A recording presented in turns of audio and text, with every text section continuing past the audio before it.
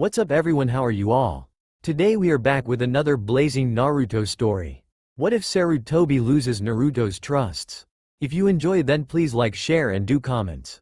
Naruto had passed his graduation exam by the skin of his teeth.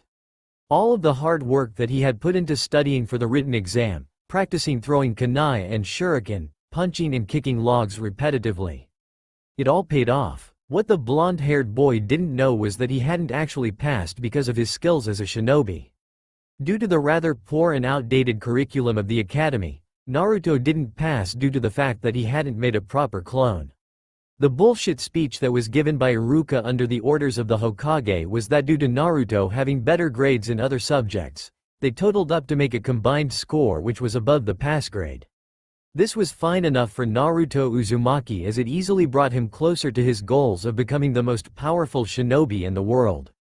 That day would have gone just as planned for Hiruzen Sarutobi if it wasn't for one major detail. The Academy Chunin instructor partnering Iruka had gone and stolen the forbidden scroll inside his office. This was something that the god of shinobi would have to look into later on, as there was no hope a run-of-the-mill Chunin would be able to do something like that. Thankfully for Konoha, the Chunin was apprehended by the Anbu Special Forces. The damage was done though, as Mizuki had told Naruto of his status as a Jinchuriki. Since he had a high-priority mission to go and deliver the forbidden scroll to Orochimaru, he didn't spend any time longer surveying the damage that he had caused. The resulting unleashing of information had rooted the poor blonde boy to his core. Everything finally clicked into gear. He now knew why he was hated by the entire popularity of Konoha. He now knew why everything in life seemed as if it was against him. Whilst he was a very cynical person in general, learning this newfound piece of information was enough to push Naruto over the edge. It rammed down the point that Naruto had learned to live by. It was that you could not trust anyone but yourself.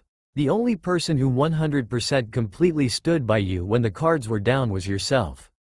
This was in contrast to the fact that the village hidden in the leaves was a village that prided itself on the fact that it had the greatest teamwork out of them all.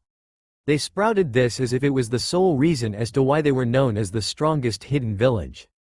It was this that made Naruto's situation even worse, because he didn't bother to try and make friends. Well, he did try and make friends, but it didn't turn out well when other kids were told by their parents to not associate with him. After a while of the pain he felt inside, Naruto didn't bother trying anymore because it simply made it easier to deal with the pain. Quite frankly, it damn hurt him when he saw everyone else around him have friends to play with whilst he had no one. It also hurt when he saw kids leave with their respective families whilst he knew that he would be going home to an empty house.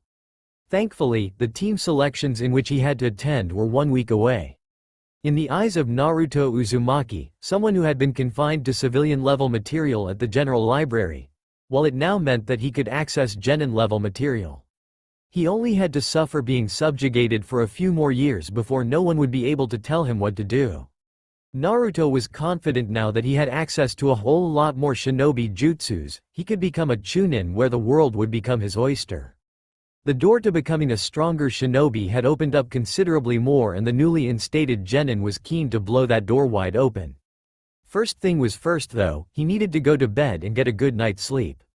There was a lot of training that he was going to be doing in the near future. The next day, making his way through the genin section of the library, Naruto was trying to find a book that would help him improve himself as a shinobi. It wasn't that there wasn't anything for him to read, which there was. It was just that Naruto didn't know which book to read. All of them seemed similar due to their names. It was then that Naruto saw a small yellow-colored book caught his attention due to the title on it. So you made genin? You're still shit. What struck Naruto was that he was used to things being sugar-coated in the academy. In complete contrast to that, this book even had a vulgar title. The blonde-haired Uzumaki had the hopes that it would give him the proper information that he needed rather than glossing over it like what he felt the academy did. Turning over the page to the front cover, Naruto had a quick read through the contents as well as the first main page. He was instantly hooked onto it and knew that it was something that he shouldn't just rent, but he should also find a proper copy and buy it. Thanks to the writing on the front, Naruto knew that he would get a free piece of chakra paper to test out his affinity as one came with the book.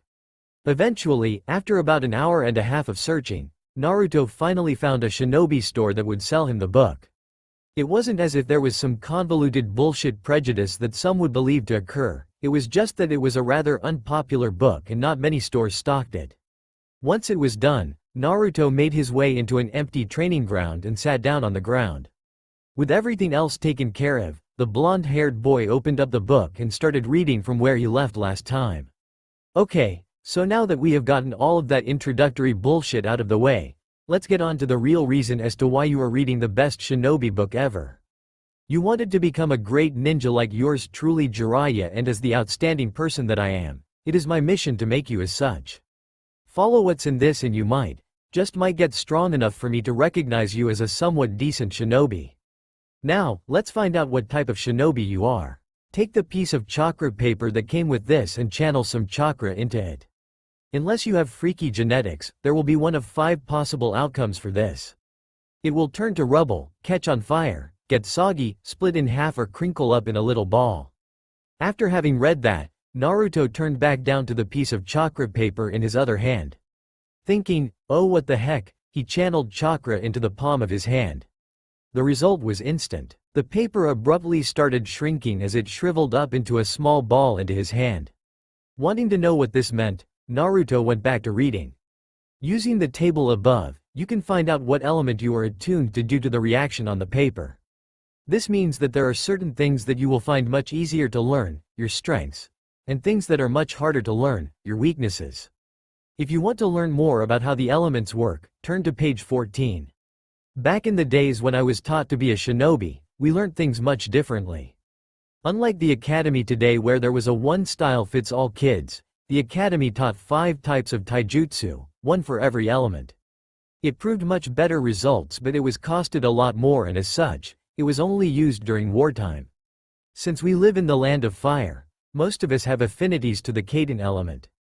The academy taijutsu style was built around the Kaden element as it would provide the best learning taijutsu for the majority of students attending. If you are someone who has a Fuden element, well then you are pretty much fucked and you will have to learn a new fighting style.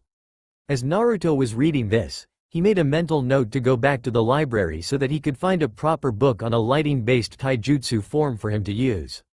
Good, now that we got that out of the way and you know how to go and improve yourself as a shinobi on your own volition, we will get down to the major point of being a genin. If there was one sole rule that you needed to follow as a genin shinobi in terms of skills, it is that you don't need to necessarily improve what you're good at. All you really need to do is improve at your flaws and make sure that there is nothing that an enemy can notice and take advantage of. Realistically, anything beyond that train of thought is getting into Chunin territory and you don't need a big head developing. With that said, pretty much every guy reading this will have shitty chakra control. I fell into the same category as a kid, so don't fret because with hard work and determination you can become almost as good as me. The first step of this chakra control exercise is tree climbing. Now I know it doesn't sound like much at the moment, but just think of all the possibilities.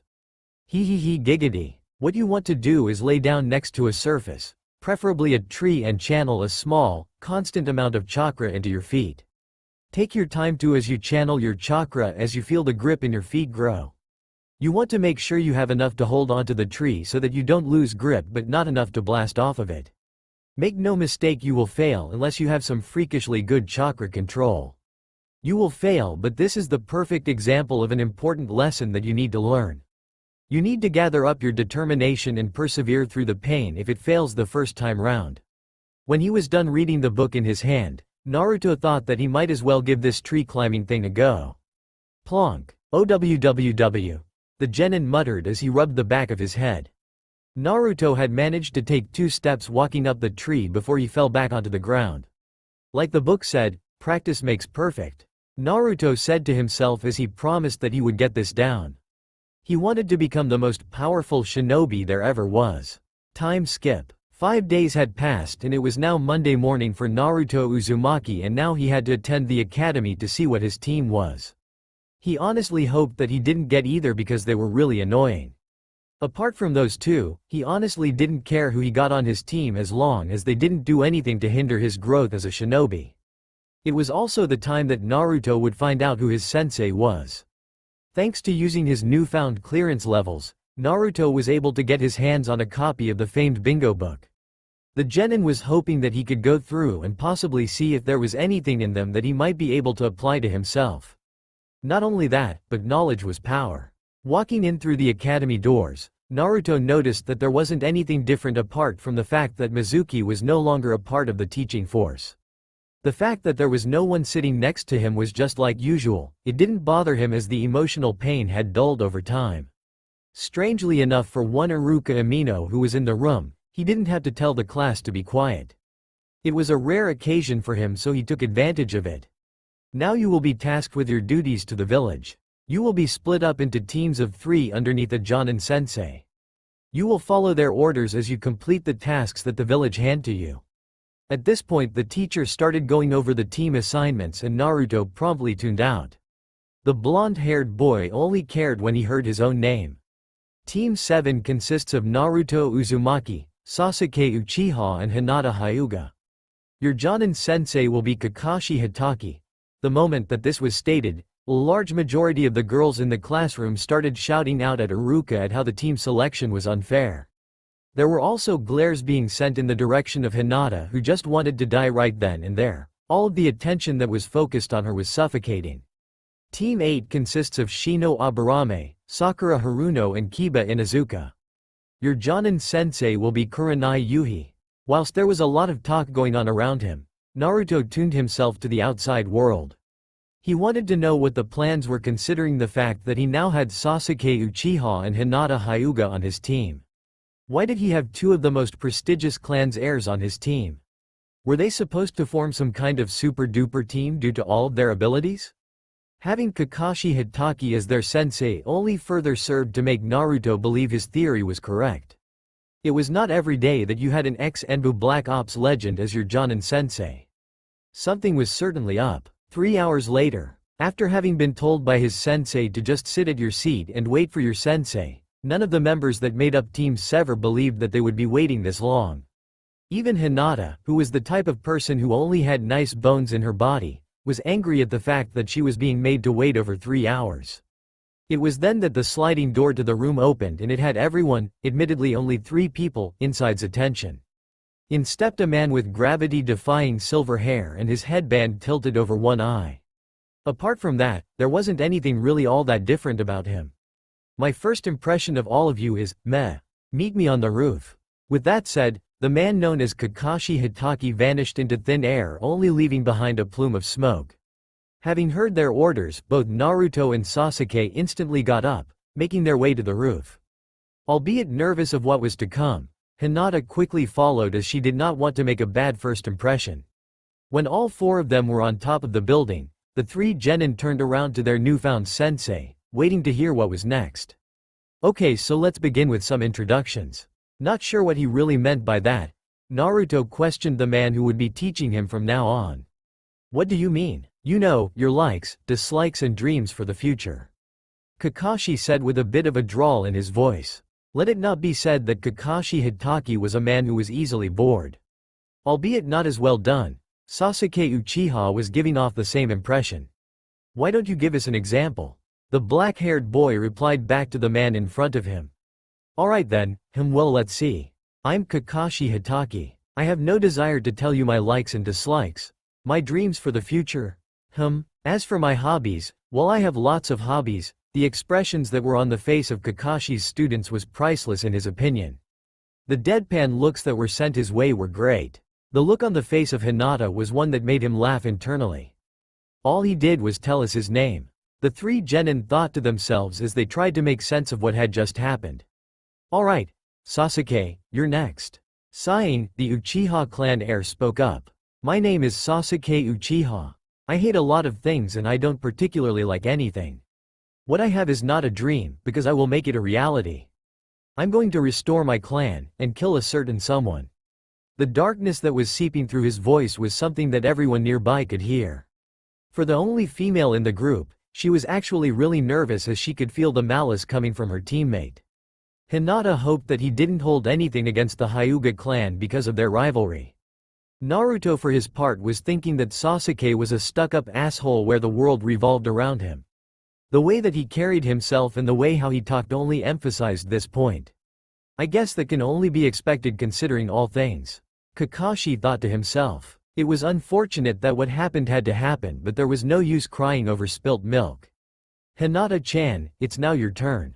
Kakashi stated with a smile on his face. He had been briefed by Kurenai about the insecurities that she had in herself. Admittedly, he didn't think that he was the best person to be her sensei, but he didn't really have any other choice when the orders came from the Hokage. He would try his best to get her to come out of her shell. Anyo, my name is Hinata Hyuga. IL like PR pressing flowers and equality. I dislike crab, shrimp and being mean to people. My dream for the FF future is to beat my F father and remove the CC cursed seal. It was definitely a mouthful to say for Hinata Hyuga. The shy girl had slowly but surely grown a bit of confidence when talking to her new teammates and sensei.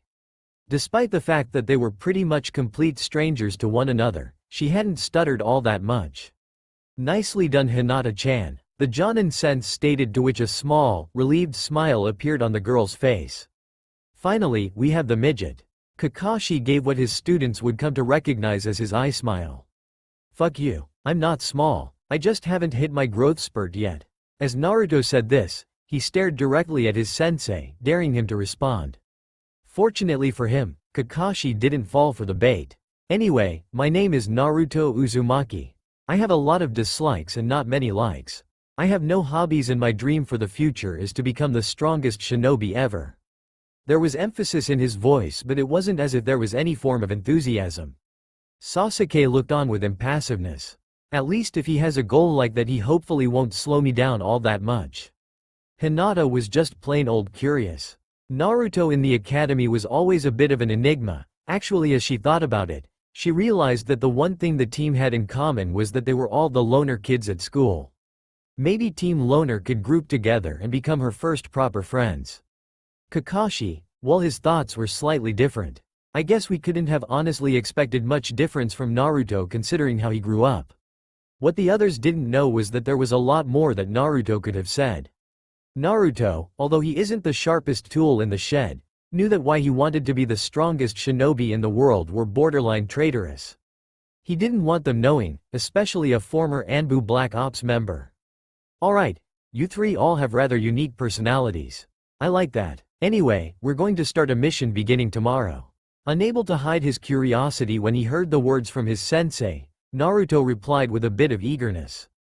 After all, it was a chance for him to have his first mission and grow stronger as a shinobi. What is it? It's survival training, Kakashi said with a bit more emphasis in his voice. All three of his students seemed to give him more attention the moment that he said it. I thought that we did all of that training in the academy?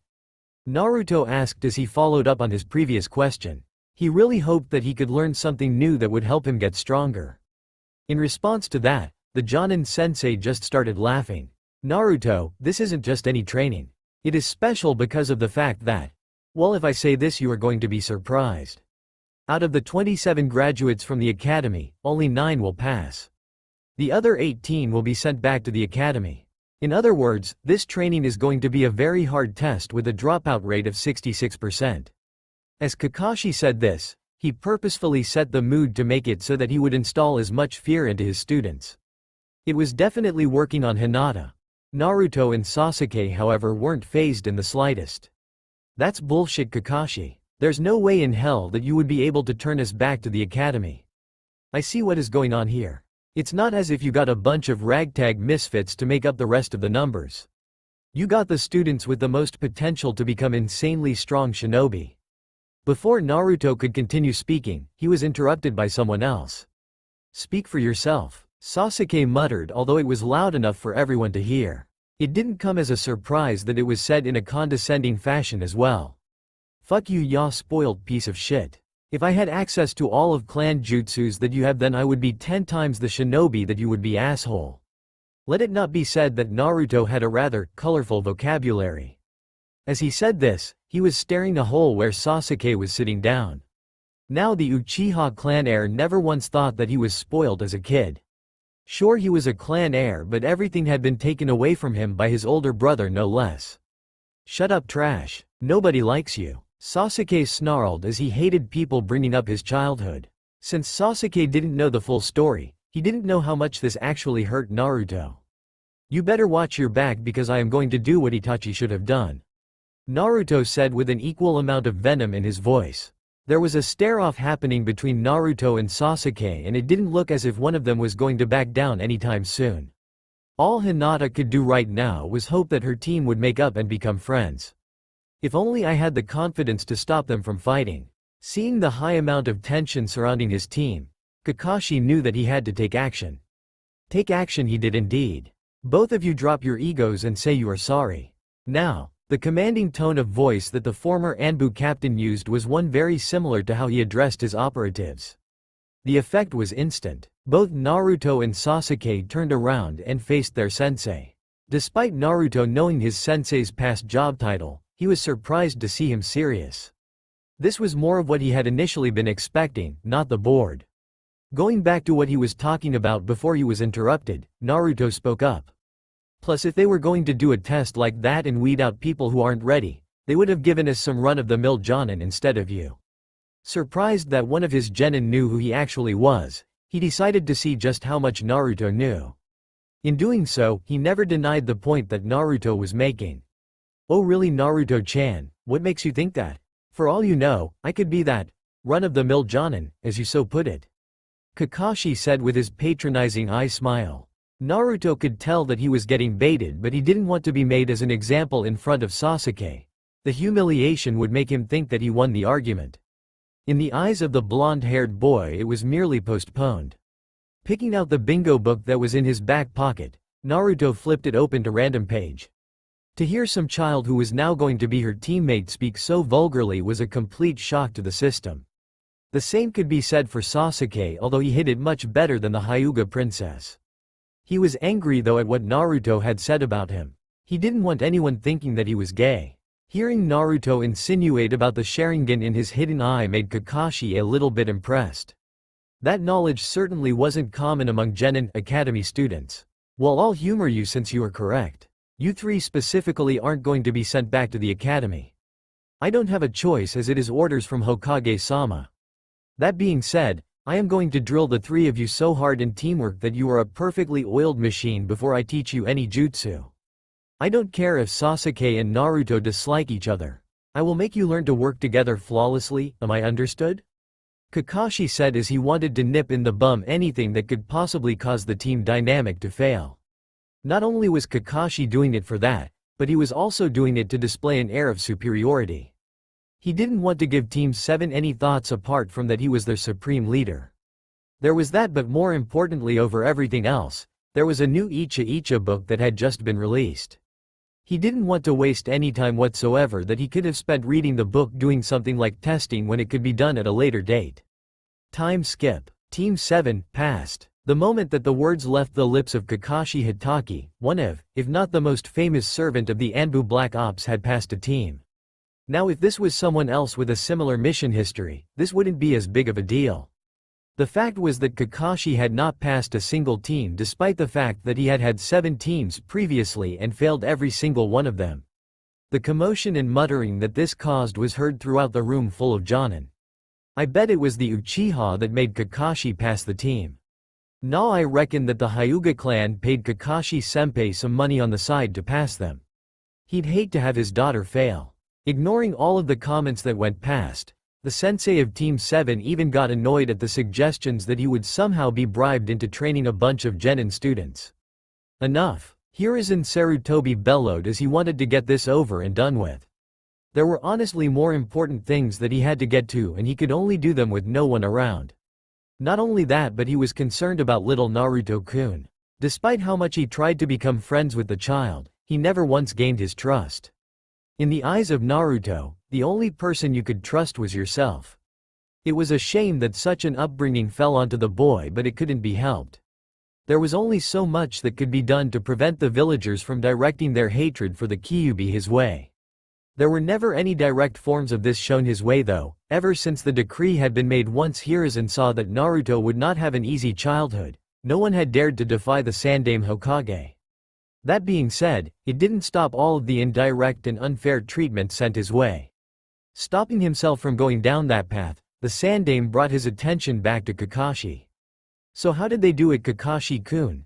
the Hokage asked with a small smile on his face. It was actually Naruto who got the team to pass.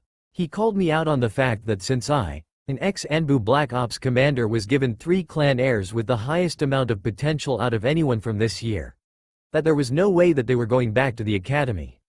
Well, that and the new Icha Icha book came out today. So Hokage-sama, could I be excused? If the onlooking Jonin in the room were waiting for a climactic battle which would showcase the skills of the up-and-coming genin, then they were severely disappointed. The dumbfounded expectation on the face of one Hiruzen Sarutobi was something that Kakashi giggled at. The old man too had been expecting a battle story from Kakashi.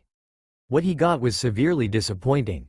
Very well then Kakashi, we will be having words though, Hiruzen said as he watched one of his best Jonin leave his office via Shunshin. Later, thank you for all of your input on the future generation of Konoha's defenders. For those of you who are now officially Jonin Sensei, I wish you all the best in grooming your genin into becoming powerful ninjas. Dismissed. As the Sandaime Hokage gave the command, all bar one of the Jonin in the room left the room. That one Jonin who remained was Kurenai Yuhi, the kunoichi who was responsible for the care of Hinata Hyuga. Admittedly, she was expecting to have the girl on her team so that she could hopefully nurture some confidence into the incredibly shy young girl. Yes, Kurenai-chan? Hiruzen questioned with a knowing look on his face. It wasn't as if he didn't know what was coming. Hokage-sama, not that I doubt that Kakashi wouldn't be a good sensei for Hinata. It's just that I am not sure being on an all-male team would benefit Hinata's development as a person. Pausing to have a bit of a break, Kurenai used this time to gauge whether or not her boss thought that she was speaking out of line. Strangely enough, she could see that he wanted her to continue with her point of view. Hinata has had a troubled childhood, as you no doubt know, Hokage-sama. We know that since she is the Hyuga clan heir, there is a lot of potential for her to become a good shinobi, but I think that Hinata needs a kinder hand than what Kakashi could provide. One that I could provide. Having allowed the woman in front of him to speak her mind, it was now the Hokage's turn to speak up. Whilst I agree that there is a great deal of potential inside of Hinata-chan, unfortunately she does not have the chance to be wrapped up in cotton wool. I know you wouldn't intentionally do it, but since you have formed a rather strong emotional bond with the girl, there would be conflicts of interest in terms of preparing her for life as a shinobi. Before Kurenai could deny what the Hokage had just said, Hiruzen continued on quickly. I am not saying that you would give preferential treatment to Hinata over your other students, Kurenai-chan, but as a shinobi and not a civilian, there comes a point where you have to grow up. As harsh as that may sound, and before you think that it is harsh, look at her 2 teammates. Neither one of them has had an easy childhood. In fact, I would say that Hinata has been the luckiest out of the 3. Both Naruto and Sasuke are fine young genin despite their unjust childhoods, and I believe given a bit of time, Hinata will come out of her shell. After all, if there is anything bad that happens on a mission, they do have Kakashi to bail them out of trouble. The fact of the matter, Kurenai-chan, is that out of all of the female graduates from this year that we could pair up with Naruto and Sasuke, Hinata was the most talented. As she was going over what Hiruzen had said about the upbringings of Hinata's other 2 teammates, it took a while for the red-eyed lady to grasp what the Sandaime was hinting at. Ah, they got the Team 7 title, didn't they? Yes, they indeed did. Despite the fact that there is no imminent threat of war approaching us, one can never be too prepared. Hopefully, unlike previous generations with Itachi, Kakashi and Minato, this Team 7 will become a standout team like my 3 students instead of having only one individual achieving greatness. The Sandaime Hokage stated. He was confident that having the Uchiha and Hyuga clan heir paired up with the Kyuubi Jinchuriki would promote a new age of prosperity for Konoha. I know, Hokage-sama, the saying that the Nidaime Hokage lived by is one that applies to this situation. The needs of the many outweigh those of the few or the one. By your leave. With the nod coming from her boss, Kurenai vanished, hoping that Kakashi would be able to nurture Hinata into a strong young woman. Hiruzen himself could only hope that he had made the right choices when it came to team selections. He had half a mind to put the girl from a shinobi family who had great academic scores. Team 7 was still in its infancy stages. That was paramount for Kakashi to see when he watched them train. Both Naruto and Sasuke would fight over who would be the dominant one in terms of leadership. To make matters worse, they absolutely hated one another.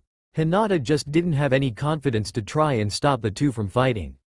On one occasion she balled up the courage to ask the two of them nicely to stop fighting. The glare that she got sent her way made her go back into hiding in her coat. It was at that time that Kakashi felt that he had to step in. It was one thing for them to fight with one another, but combining to take it out on the member of the who was trying to help them was not on in his book. Forcibly making both of his male students apologize was a step in the right direction. From that moment on, both Naruto and Sasuke made sure to take all of their anger out on one another and not direct any of it onto Hinata. Despite all of the hardships that Team 7 faced on a daily basis, Kakashi was proud to see that their teamwork as a team of 3 was improving. Since Sasuke was the only member of the team that had any form of ranged attack bar shuriken and kunai, he was delegated the role of long-range support. Admittedly he didn't want the role as he thought it was beneath him, but one snide comment from Naruto was enough to make him take the bait and become the long-ranged specialist of the team. If Itachi was good at long-ranged attacks, then why can't you? Combining that with the fact that when he got his Sharingan activated, he would become a ninjutsu powerhouse, it was enough for Sasuke to take up the role. What made things even better was that he had Hinata, who always had her Byakugan on during fights, so she could also use her dojutsu to help in this department. Speaking of said Hyuga girl, since she only had her taijutsu to work with, she was up front as one of the primary damage dealers. The same could be said about Naruto. Kakashi was confident that his style was a close combat shinobi rather than being far away from the action by the time he had some proper skills. As the sensei of Team 7 stated, he would wait until they had flawless teamwork before he started on improving their skills individually. This was obviously motivation for both Naruto and Sasuke to work well with one another. Hinata just wanted to work well with her team for the sake of having a happy team relationship. This did not mean that they completely negated any training that wasn't teamwork related. Naruto quickly learned that he was the worst in the team when it came to taijutsu. It wasn't as if Naruto had sloppy taijutsu, but compared to his teammates, he just wasn't up to it. Noticing this, Naruto brainstormed on why this was. Remembering the knowledge that he had gained from the book that he got from the library, the taijutsu that he knew was inferior. Going back to the library, Naruto got another book on taijutsu. This one specifically geared to a more lightning-orientated shinobi. It was slow-going learning an entire new taijutsu style, but Naruto was confident in that it would be for the better. This was due to the new taijutsu style he was learning felt much more comfortable rather than awkward compared to the previous one. It was not something that Hinata or Sasuke noticed, but Kakashi definitely did. It surprised him to see, but it also impressed him how Naruto was taking the initiative to make himself a better shinobi. Later, "Oi you old man, give us a damn C-rank mission, damn it." The moment that the blatant statement was made, one young Hyuga girl almost had a heart attack. She was petrified for what could potentially happen to her teammate. She had no idea what kind of punishment he would be facing for using such disrespect with the Sandaime Hokage. Sasuke was thinking similar things along the lines of Naruto getting in trouble for his outburst. Kakashi, however, wasn't really surprised. He knew Hiruzen was too much of a nice guy to do anything serious in terms of punishing his student. "Sai, if you want it that much, Naruto, then I will give you a C-rank mission. It's a protection sort of mission of a certain individual." Hiruzen was tired and just wanted to get through the day with as few hiccups along the way as possible. "I will introduce him now, his name is Tazuna." The man on the other side of the door took this as his cue to come into the room. On first glance, the ninjas that were paid for with his good, hard-earned money were less than impressive. The best one out of the lot was a cripple who had only one eye. From there, all Tazuna's money got him was a bunch of prepubescent kids. At least one of them looked as if they were taking their career as a ninja seriously.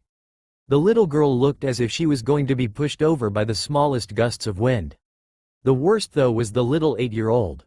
How could they let some tiny little kid who looked as if he was put together by twigs become a ninja? Didn't they have a school or something to graduate from before they became a ninja? They all look like a bunch of super brats. The man who was swaying a little bit stated rather loudly. Both Naruto and Sasuke gave rather heated glares towards their client. Hinata on the other hand just twiddled her index fingers and looked at the ground. Especially the bony little midget. Is he really even a ninja? He looks like he is a toddler. Now if there was one thing that Naruto hated people insulting him about, it was his height. There were kids at the academy years gone by that felt as if they could bully him because of the fact that he was so short. This on top of the conditioning some students had had from their parents gave him the nickname, the little monster. At the time Naruto had no idea why people called him a monster, but he could see why people called him names along the lines of dwarf, midget and gnome. Because of the fact that it was something that he had no control over, it made Naruto Uzumaki very mad about the subject. Well, you're just a drunk piece of shit who is probably the worst example for his family.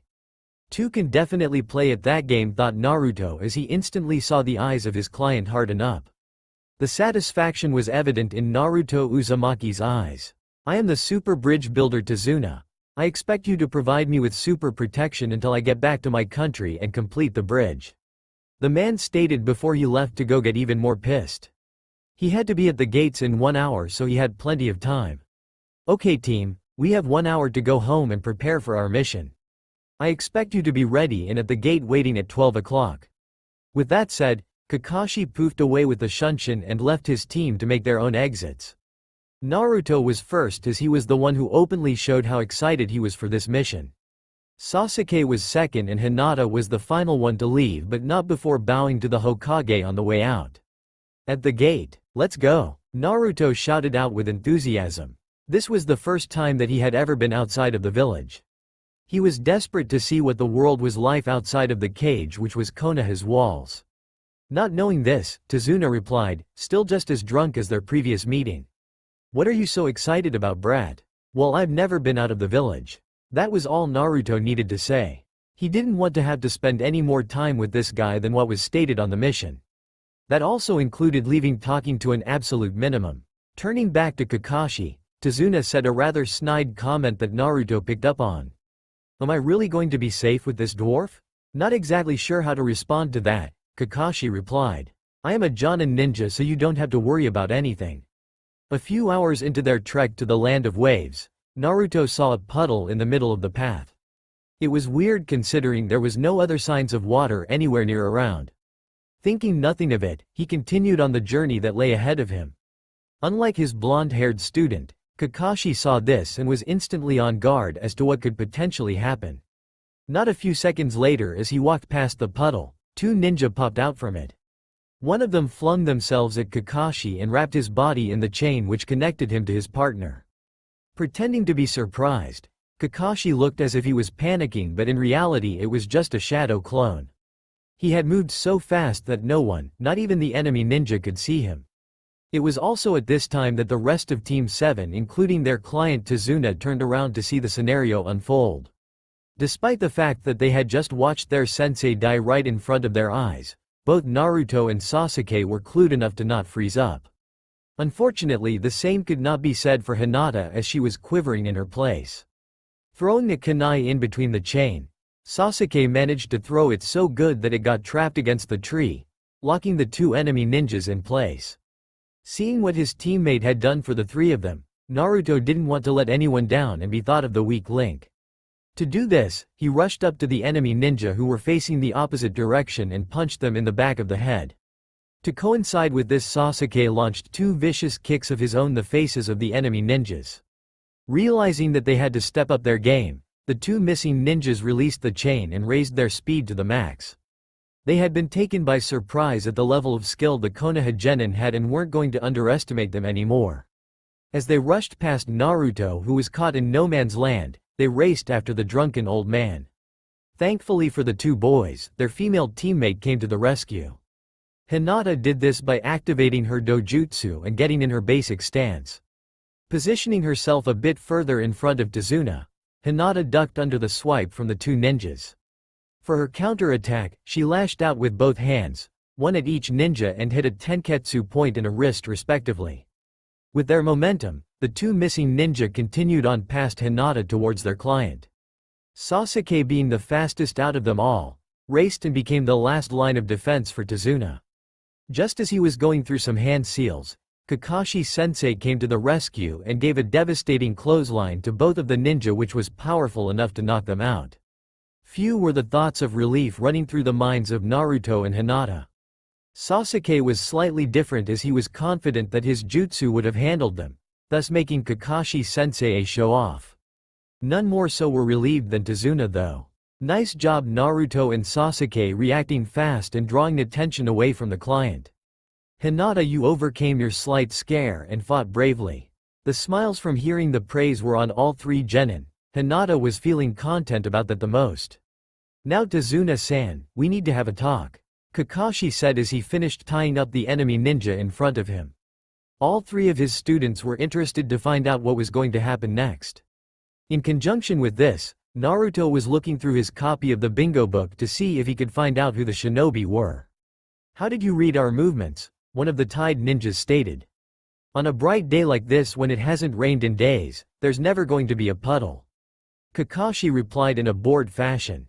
Naruto when he heard this was kicking himself for not coming to the same conclusion as Kakashi. Irritated when he heard this, Tazuna spoke out in anger. If you knew this, then why did you let the brats fight? If I had wanted to, I could have killed these two instantly, but there was something that I needed to find out. I needed to find out who they were after. Admittedly, I thought they were after one of my high-profile genin, but that was not the case. Curious as to what the masked shinobi was getting at, Tazuna couldn't help but respond. Why, what do you mean? Sigh, meaning they were after one of us. We didn't know there were other ninjas after you. Our mission was simply to protect you from either bandits or thieves. This has now become at least a B-rank mission. This was supposed to be a simple mission until you completed the bridge. If it was known that there were shinobi after you, this mission would have increased in rank, thus costing more money. I am sure that you had a reason, but it causes problems when you lie about the mission. We are now operating out of mission parameters, Kakashi declared, and there was a cold sweat that ran down the back of Tazuna's neck. He knew he was caught and he didn't know what he was going to do to get out of this situation unless he proceeded to make a sob story. I have half a mind to cancel this. Before Kakashi could finish what he was about to say, he was interrupted by Tazuna went off on a speech about how his family would forever resent the Hidden Leaf Village and turn anyone considering hiring them to Kirigakure. That's it, I have had enough. I don't care what you bullshit story you want us to believe, but I don't care.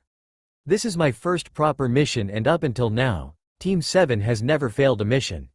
I don't want to let this one be the first, so I say we get back on the mission and get this guy home so that he could build his bridge. Naruto declared. There was too much writing on this. He didn't want to be known as a failure as a shinobi. He had been working his whole life for this and he had put in too much effort for anything bad to be put against his name. This was a thought that both Sasuke and Hinata agreed with. They didn't want to dishonor their respective clans by failing their first C-rank mission. Neither of the two wanted to be known as people who throw in the towel when the going gets tough. Hinata had been that type of person all of her life and she wanted to change. Thank you so much, little kid. You don't know how much this means to me. Whatever you drunkard, I'm not doing this for you. I am doing it for myself and you just happen to benefit from it. On the boat, there is something that I want to talk to you about. Tazuna said rather out of the blue. Giving his attention to the man, the silver-haired man was curious as to what the bridge builder was going to say. It's about this mission, you're right. This job is most likely outside of your duties. As it turns out, there is a super dangerous man who is after my life. Deciding not to comment on the man's liberal use of the word super, Kakashi replied. Continue on, you've probably heard his name before, but his name is Gatu, the wealthy shipping tycoon. It was about a year ago when he set his sights on us. Through violence and money, he quickly control of our whole entire country's shipping industry. Since he has control over everything, the only thing that he has to fear is the completion of the bridge. Tazuna lectured, giving an insight into how bad his predicament was to the foreign shinobi. I see, so since you're building the bridge, you are in the way and Gatu hired the ninjas to take out the competition. Sasuke deduced from what he had been told. Kakashi was impressed at this and knew he had the best students that he could ask for. What I want to know was why you lied about the mission. Naruto stated out in the open. Hinata also thought the same, but she wasn't confident enough to ask the question and have all of the attention on her. Wave country is super poor, you see. Even the feudal lord has no money. Of course we don't have much money either. We definitely don't have enough to pay for an expensive B-rank mission. Well, Konoha will be in discussion at the end of the mission to discuss a payment plan for when this mission is over. Once Gato takes over and your economy, you will be expected to pay the mission rate with some interest. On land, after having gotten off the boat, Team 7 mentally prepared themselves for any possible outcome. Hearing something rustle in the bushes, Naruto flung a kunai at the area. Everyone turned to see what he had done and was curious to see if he had hit something. Deciding to check it out, Hinata used her Byakugan to see what it was. Instantly, she gasped and ran over to the area, opened up the bush and picked up the scared little rabbit that had almost been killed by the kunai. "Oh, you poor thing," Hinata consoled with the rabbit. Like last time, the genin didn't think anything of the rabbit, thinking it was just a standard wild rabbit. They should have realized the ease that it took to being petted by Hinata, as well as the fact that it was the wrong color. It was here where the experience of Kakashi Hitaki shone through and proved why he was considered one of the best ninjas that Konoha had to offer. "Get down," Kakashi shouted out to his team as he brought Tazuna down to the ground. Thankfully, they also listened to the commanding officer. Good thing they did, as there was a massive sword that just barely flew over their prone bodies. When they got up and looked at what it was that had been thrown at them, they all gasped at the fact that the sword was massive. The fact that a fully grown man was capable of standing on top of it only served to prove this fact even more. Well, if it isn't the missing nin from Kirigakure known as Zabuza Momochi. Everybody get back. This ninja is on a completely different level to those two you fought before. He is my opponent, Kakashi stated to his students in the same tone of voice that he used during his tenure as an Anbu captain. It immediately got his students to fall in line and not do anything other than what he said. Sharingan Kakashi, sorry but the old man is mine. That was all that Kakashi was willing to take. He had his students as well as the client to protect. Lifting up his headband, it revealed the Sharingan eye that had been given to him by Obito Uchiha. Surround and protect Tazuna-san.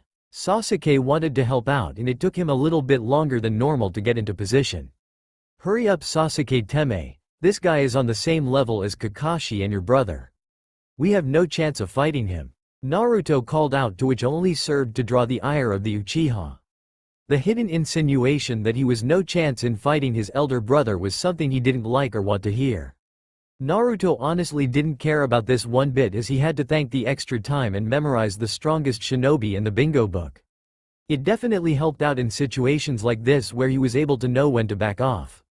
I already get to see the famous Sharingan eye. I'm honored. I had to kill the old man, but it seems Kakashi that I had to kill you first. From the second he finished speaking, Zabuza used his infamous Suiten Kirigakure no Jutsu, water style, hidden mist jutsu. He'll come after me first. Zabuza Momochi, when he was a member of the Hidden Mist Village, he was known as an expert in silent killing. 8 points, kidneys, heart, liver, lungs, spine, clavicle vein, neck, brain. The question is just how will I kill you? As the former ninja from the Hidden Mist Village said this, he was producing a massive amount of killing intent. It was something that neither any of the genin students had felt before. Since it was coming from someone who was so good at using it, they were in for a real shock. Don't worry guys, I will protect you with my life. Despite Kakashi trying to alleviate the tension in the air, he only slightly did so. Almost instantly, the man with the massive sword appeared right in the middle of the triangle formation that Team 7 was using to protect their client. Luckily their sensei was fast enough to get there in time and stab Zabuza with a kunai. This subsequently revealed the fact that it was not the real Zabuza. Instead it was a water clone. The exact same thing could be said about Kakashi, though, when Zabuza retaliated with swinging his sword. The silver-haired man popped and it turned out he was only a water clone as well. The powers of the Sharingan were on display for everyone to see. It's over, Kakashi Hitaki called out as he was standing behind the missing ninja from Kirigakure with a kunai right at his throat. Haha, you don't get it. There is no way that you can defeat me with your monkey-like imitations, but that was impressive of you. The moment that Zabuza said this, Kakashi injected his kunai into the body. As it turned out, said body was made up purely of water. To coincide with this, the real Zabuza sprouted out of the ground and swung with his sword. Thanks to the properties of the Sharingan, Kakashi was able to duck underneath the swinging blade. Unfortunately for his sake, he wasn't able to dodge a kick to the abdomen. The kick was much more powerful than what Kakashi expected, and thanks to his years of experience, he could already tell that one of his ribs was bruised. Putting chakra into his hands, Kakashi quickly got up to get out of the water. Beating him to it though was Zabuza. Going through hand seals at a rapid rate, he quickly said the name of the jutsu that he was casting. Sweden. Suiro no Jutsu, Water Style. Water Prison Jutsu. Instantly, from the moment that was casted, the water around Kakashi suddenly got a lot heavier. It formed a sphere around him to the point where he was no longer able to move. It was only then when Kakashi realized just how much danger he was in. None of his students even had anywhere enough skill to break the prison that he was in, let alone fight Zabuza. Having an epiphany, Kakashi promised himself that if he ever got out of this situation with his students' lives still intact, he would drill his students into the ground so that they were strong enough to overcome situations like this. Sasuke, seeing the danger they were in as well, gathered up as much chakra as he possibly could. In all honesty, he didn't really expect for this to kill Zabuza, but it was the only thing that he had. Kaden. Gukakyu no Jutsu, Fire Style, Grand Fireball Jutsu. He called out as he unleashed his best jutsu. Since he was the one who taught Haku how to use one-hand jutsus, it was no surprise whatsoever when Zabuza revealed to Team 7 that he could also do them. The look of surprise and fear in their eyes was something that the missing nin from Kirigakure thrived upon. Still, Zabuza was impressed by the fact that a mere genin could create something of such size. What he forgot to realize was that when he used his one remaining hand for a jutsu to counteract the fireball, it loosened his control on the prison that was holding Kakashi at bay. The moment that he felt the slight loosening of the hold on him, the former Anbu Black Ops commander opened up the first of the 8 celestial gates. The power boost that this gave him was enough to move freely inside the sphere of water. Grabbing a kunai out of his pocket, Kakashi stabbed it as hard as he could into the outstretched hand of Zabuza. The wound that this caused made the water around Kakashi instantly start going a deeper shade of blue. Releasing his hold on the prison holding Kakashi at bay when he felt the pain, Zabuza jumped back instantly to survey the damage done to his hand. Angered by what had happened, he started going through the hand seals, albeit at a slower pace than normal thanks to the injury that he had suffered. In contrast to this, Kakashi was going through them just as fast thanks to his ninjutsu prowess as well as his implanted Sharingan eye. Sweden. Suiryuden no Jutsu, Water Style. Water Dragon Bullet Jutsu. The two of them called out as they unleashed high-powered water-style ninjutsu at one another. The resulting aftermath of the jutsus which all of Team 7 was awed by was both Kakashi and Zabuza fighting with weapons in hand. The silver-haired man had his trusty kunai whilst the missing nin had the famed Kabikira Bocho in his hands. "My movements, he's reading them," Kakashi stated as he finished of saying what was going through the mind of Zabuza Momochi. "What? Is he reading my mind? Damn, that freaky eye is pissing me off." It was then that Zabuza saw an image of himself behind Kakashi, and it only took a split second to realize that this was a genjutsu. By that point though, it was already too late. Kakashi had instead taken the initiative to finish the rest of the hand seals and unleash the jutsu of the Demon of the Mist. Sweden. Daibakufu no Jutsu, Water Style, Great Waterfall Jutsu. The moment that this was finished, a massive torrent of water formed up from the lake that Kakashi was standing on.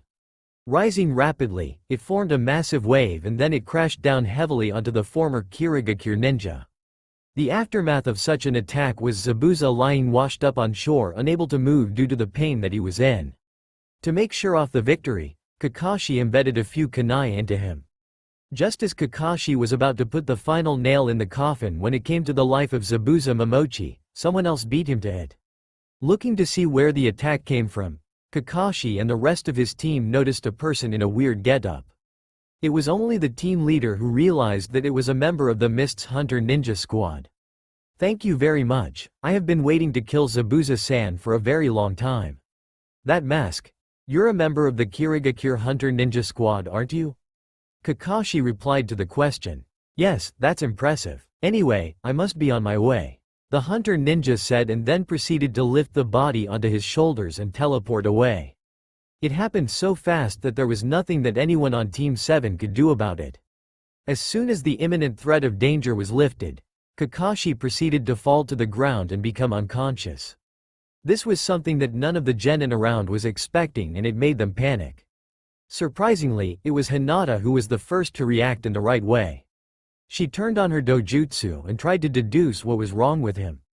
With an audible sigh that everyone around her could hear, they all turned their attention to her. Anyo, KK Kakashi-sensei is suffering from chakra exhaustion. He will be fine if he gets some rest. Gradually growing in confidence as she was speaking, having everyone's attention on her was not as big of a deal as she made it out to be. Taking command of the situation, Naruto did his best to think of the best course of action. Well, Sasuke, since you used heaps of chakra, you aren't going to be that great when it comes to another fight, so you should carry Kakashi. Hinata, we need you to use your Byakugan all the time to make sure that nothing sneaks up on us. Sasuke, admittedly, didn't want to be the person having carry Kakashi because he wanted to fight. Feeling the near emptiness of his chakra reserves though made Sasuke know that he had to do it as it was the best move for the team. This was a time to throw away his pride for the sake of the team and the mission. Thankfully for Team 7, there were no more enemies on the path to Tezuna's house from where they left off. None were more relieved at this than Tezuna himself. He had seen enough crazy ninja action for one day. With Kakashi resting in bed and eating some food, the bridge builder was hoping that the elder ninja would be able to quickly recover his strength. Tezuna didn't exactly put all of his faith into the three genin despite them being able to defeat the demon brothers. He wanted Kakashi-sensei to be able to fight at 100% before he was fully confident that he was not going to die. There was always the possibility of Gato sending another shinobi to do what Zabuza failed to do. It was then that the thoughts of the old man were broken by his daughter who had just come into the room. "Are you alright, sensei?" Tsunami asked with concern in her voice. In her eyes he was really the only one capable of defending her father. It was not as if she didn't have faith in the rest of Team 7, it was just that she saw them as kids. How much difference was there really from a civilian child and a ninja child at the same age? Well, it was safe to say that Tsunami had never heard of Itachi Uchiha. It took a little bit of time before Kakashi was able to get up on his haunches and respond. I'm fine, I just won't be able to move for about a week and a half or so. Well, we defeated that super strong ninja this time, we should be safe for a while. Tezuna stated with enthusiasm. The battle he had witnessed just recently was something that he had never seen before. Sadly for him, everyone ignored him. Kakashi's sensei, who was that masked ninja? Hinata questioned with curiosity evident in her voice. The familiarity that the girl had with her team was slowly allowing her to come out of her shell a bit. Kakashi smiled when he heard a considerably less amount of stuttering compared to when he first met the girl. That's the mask worn by the Hidden Mist Village's special hunter ninja team. They are also known as body erasers. Their duty is to complete erase the body without a trace. A ninja's body has within it secrets of the village. Something which I am sure you two in particular know all too well about. The body of a ninja can reveal important information, so that is why they kill and then dispose of the body. Hunter ninja protect the information from getting into the wrong hands. They are the specialists that guard their village's secrets. When Kakashi finished his lecture, none were paying more attention than the Uchiha clan heir. So those are the type of ninjas that are after my brother. I should become one of them so it can me to avenge the clan and not some random. Everyone though was shocked, even Tsunami, when they saw Kakashi rapidly bolt up from his lying down position. Considering the fact that he wasn't supposed to be moving, it was a real feat. Hunter ninja generally always dispose of the body on sight. Wait a minute, then caused the hunter ninja we saw disappeared with the body and didn't do that? Naruto said as he voiced all of the thoughts of Team 7 and Tezuna. Yeah, and the weapon used to kill him were senbon needles. That was all that was needed from Kakashi to allow Sasuke to coin into what his sensei was thinking. What's so bad about those damn needles? The oldest man in the room questioned as he had no idea what was going on. All this damn ninja business was getting to his head. Whilst they can be used to kill people, those senbon needles can also be used to put someone in a false death state if you know enough about the human body. First, he carried away the body of the much heavier body of Zabuza, and secondly, he used a weapon which has a low probability of killing. These 2 points indicate that his motive was not to kill him but actually save him. We can't ignore that possibility. Kakashi said, as not only was he saying this for Tazuna, but he was saying it so that his students could learn from the situation. Aren't you overthinking all of this though? Tazuna said, as he couldn't help but think of all the new information and what it meant. No, one of the rules that all shinobi who are worth their rank live by is saying, prepare for the worst whilst hoping for the best.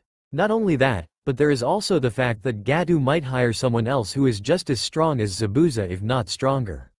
We have no choice but to train even if nothing ever eventuates. Kakashi stated, to which Tazuna eventually nodded. He didn't want anything bad to happen to either his family or his bridge. But sensei, what do you mean preparing? You can barely move as it is. The only female member of Team 7 questioned, as she didn't want her sensei to suffer any more injuries since he had been the one to protect them all against a strong ninja. Well, Hinata-chan, I never said that it was me who was going to be preparing now, did I? The little blush on her face was cute in his eyes. So was the way how she twiddled her fingers and hid back underneath her jacket. That sounds good, Naruto said. He hoped that since they were in more of a life and death situation that Kakashi would teach him something better than just teamwork. That doesn't sound good. The moment that a new voice entered the room, everyone turned around to see who it was. To their surprise, it was a kid probably about 6 or 7 years old. Who the hell are you? Naruto questioned. Let it not be said that he didn't exactly have the best of manners. Inari, please say hello to these people. These are the ninjas who protected Grandpa. The boy who had a bucket hat on his head nodded, albeit a bit slower than what Tsunami would have hoped for. Mom, they're just going to die. The boy blandly stated. This of course was not well received by anyone in the room. Especially Tsunami. Inari, Tsunami admonished, as the way her son was treating their guests was definitely not on. Who the hell are you? Naruto couldn't help but into the conversation. He had struggled so hard to get to where he was. He didn't want to be told by some snot-nosed brat that he was going to die when there was nothing to do about it. With Inari ignoring Naruto, it only served to further piss the blonde-haired boy off even more. There is no way that you can win against Gato. As if it was something that he said to himself, the youngest person in the room went back to his bedroom and stared at the ocean. Naruto was going to say something, but unfortunately the boy turned his back on him and Naruto didn't want to make a massive scene. He was in someone else's home and he had some manners after all. If you don't want to die, then you should leave. The last snide comment that the young kid said was enough to make Naruto fume in anger. His face had visibly changed color. Taking a momentary leap of faith, Hinata placed her hand on the shoulder of Naruto. Take a deep breath, Naruto-kun, she said, and Naruto listened. Despite the fact that he wasn't paying any attention, the amount of confidence that this instilled into Hinata was immense. When one of her teammates was angry and she had the courage to speak up, well, it was a massive step in the right direction for the Hyuga clan heir. The next day, after finally having had enough time to properly recover from their fight against Zabuza, it was now time for Team 7 to start their training. Both Naruto and Hinata the most eager to do this, as they both felt that they had done nothing in the previous fight. They wanted to make sure that they didn't feel completely helpless like they did before again. Not only that, but Kakashi had recovered enough so that he could now walk around with the help of crutches. That was now why Team 7 found themselves inside a miniature forest. Since this was his first time ever teaching someone who wasn't already at least a chunin, Kakashi gave his students a lecture on the fundamentals of what it took to use chakra properly. What he did next was throw 3 kunai, one for each student, at the ground for them to mark their progress with the tree climbing. All 3 of his students surprised him when it came to how good they were with the tree climbing exercise. Naruto first and foremost. Kakashi honestly didn't expect Naruto to already know how to do the tree walking exercise comfortably. He was in for a massive surprise when he saw his blonde student calmly walk up the face of the tree. Not only was Kakashi impressed at this, but so was Sasuke. He wondered where the hell Naruto had learned such a thing already when he hadn't. Had Kakashi been giving him private lessons on the side whilst neglecting him? Sasuke decided to use this as motivation to get better quicker. Hinata though was no surprise. Since she was a member of the Hyuga clan, if there was anyone out of the 3 who extra chakra control exercises, then it would be Hinata. Not only that, but she had an entire clan of living people at her disposal to help her training. Well, it seems that the rookie isn't so special, knows something that he does it. It was more of a statement than a question from Kakashi, but it served its purpose of getting Sasuke angrier to make him train more effectively. That, and he liked poking fun at his students. Since both of you know how to do that already, I guess that means that Hinata and Naruto will be coming with me for the next level of training. Sasuke had a thick skin, but when he heard this it unnerved him so much that there was a sneer on his face. He knew that he had to get this training done quickly so that he wouldn't miss out on anything that was being taught to Naruto and Hinata. There was no way he was going to let them catch up to him. With Hinata and Naruto. Okay, so since you two already know tree walking, I am going to go out on a limb and guess that you at least know the basics of water walking? Kakashi went out on a limb when he said this. To this he got a nod from both of his students. Well, can you two please show me how proficient you are at it? When they heard the question from their sensei, both Hinata and Naruto nodded. The two of them both then proceeded to walk out onto the water as if it was land they were walking on. Once again, Kakashi was immensely surprised with Naruto in terms of how good his chakra control was at the moment. He honestly didn't expect it to be this good. It showed just how much he put into his training. Kakashi told himself that he wanted to help his sensei's son become the shinobi he knew he could be. Not only that, but Kakashi was also moderately impressed with how much chakra control that Hinata had. Despite it being known that Hyuga clansmen and women had high control over their chakra, it was no small feat for a freshly minted genin to be able to walk on water so easily. Alright then, since you two can walk on water easily, we will progress on to the next part of your training. As he said this, the silver-haired man was confident that neither of them had started on what he was going to start them on next. As I hit Zabuza in the hand which he uses his sword from, it will take him a little bit longer than normal to recover to 100%. What this means is that you two have enough time to start learning something new which you can add to your arsenal. Kakashi said to his students. Both of them nodded as they were eager to find out what they're going to be learning next. With both of you being close-range fighters, there are eventually going to be some situations where you are going to need to use something long-range.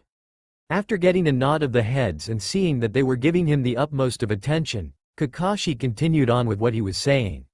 Learning something that is long-ranged based would take too much time if you were going to go into something like say Fuinjutsu or Genjutsu. Ninjutsu on the other hand, since you are used to using the 3 Academy Jutsu, will be easier for the two of you to grasp in such a short period of time. Naruto definitely liked what he heard coming from his sensei. The chance to learn new jutsu was something that he long looked for. During his time studying, Naruto never once found anything on elemental ninjutsu as it required a Chunin security clearance. Of course you won't get anywhere near mastering an element in such a short space of time, but you will have enough time to learn a jutsu, possibly even 2 from your element. Kakashi stated, to which both Naruto and Hinata nodded. Pulling out 2 pieces of paper from his flak jacket, Kakashi extended them to his 2 students. Now channel some chakra into these as it will show you what affinity you have and as such which jutsus will be easier for you to learn. Despite the fact that he already knew what he was, a lightning-orientated shinobi, Naruto also knew that over time, one could develop less powerful secondary affinities. He wanted to see whether or not he had another one. Being the first person to channel chakra into the paper, Naruto was not surprised when he saw that it crumpled into a little ball. Admittedly, he was a little disappointed when he saw that there was nothing else happening to the paper. Lighting affinity, huh? Well, that's lucky, as I am also someone who has the same thing. Hearing that, Naruto had a massive smirk on his face. Sure, he had read the bingo book profile on his sensei, which had a move called the Chidori, but it said nothing along the lines of what type of jutsu it was. Seeing that her teammate had done what was asked of him, Hinata didn't want to be left behind. She didn't want to be the one who got carried by her 2 teammates during the missions. Channeling her chakra into the paper, the little girl watched with wide eyes as the paper started to catch on fire. Dropping the paper immediately and letting out a small shriek, Hinata blushed immensely in embarrassment at what had just happened. Naruto could hold back his snicker at the scene that had just unfolded in front of him. Oh, shy little Hinata-chan has fire as her affinity. I never would have expected for that to happen. I was expecting an Earth one like practically every other member of the Hyuga clan. Is that a bad thing, sensei? Hearing the fact that the stutter of Hinata was slowly growing away was something that made Kakashi smile. He didn't comment on it though, as he didn't want to possibly make the girl regress back into her former self. No, it's not at all, Hinata-chan, Kakashi said, as he didn't want to second-guess herself, as he knew she had some serious Stockholm syndrome going on. It just means that you are going to be a different shinobi compared to the standard Hyuga shinobi mold.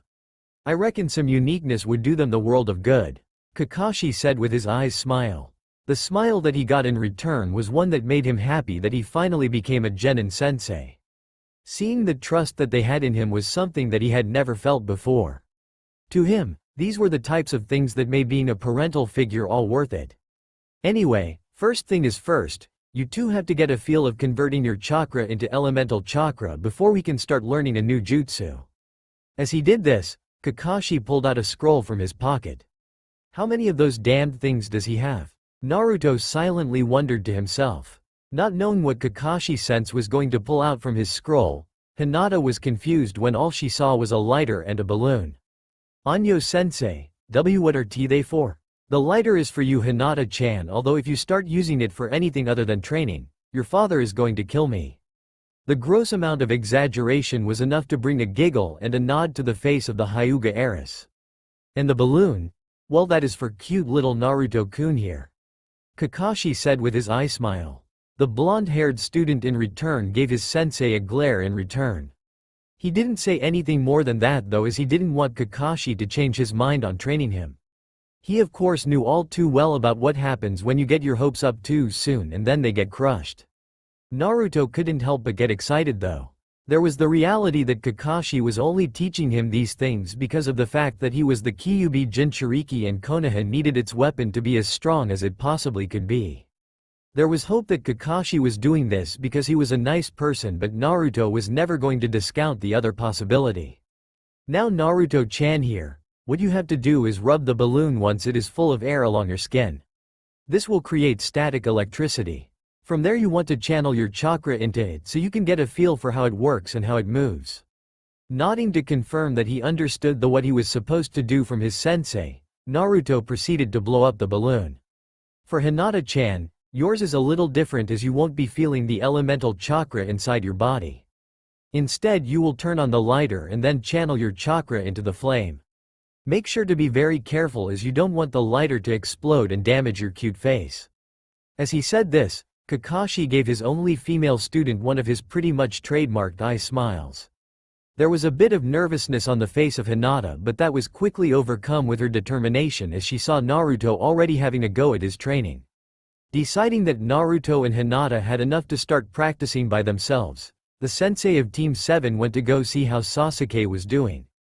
Due to the crutches, it took him a lot longer than what it normally would to move about. With Sasuke, the black-haired boy was slowly taking steps up the tree. Despite what Kakashi was saying when it came to getting higher if you have a run-up, he thought that it was better for getting the hang of it by going slower and concentrating on each step. Of course it was an unsaid bonus that there was less of a fall doing it that way. Since he had never done anything like this before, he was only able to get 3 consecutive steps before he found himself losing his balance. His breathing was a little bit heavier than normal from the cold wind, but apart from that, he wasn't too affected from the training. That being said, he was only 45 minutes into it and he still had all day to go. It was then that his sensei came into his field of vision, slacking off. I see, Kakashi stated with his patented eye smile. He of course knew that it wasn't the case, but he just liked to tease his genin students. Get lost, Kakashi-san. Both the tone and the usage of words that indicated Sasuke did not want to talk to his Jonin sensei. Unlike his other male teammate, Sasuke knew not to use curse words as it was unbecoming of an Uchiha clansman, let alone the heir of said clan. Both his father and mother would be ashamed of him if he resorted to such a thing. Hurt by the way that his student had addressed him in such an unfamiliar way, Sasuke had definitely gotten his point across that he didn't like the way that he was getting treated. And here I thought that me giving you some advice on getting this down quicker was something that you would be interested in.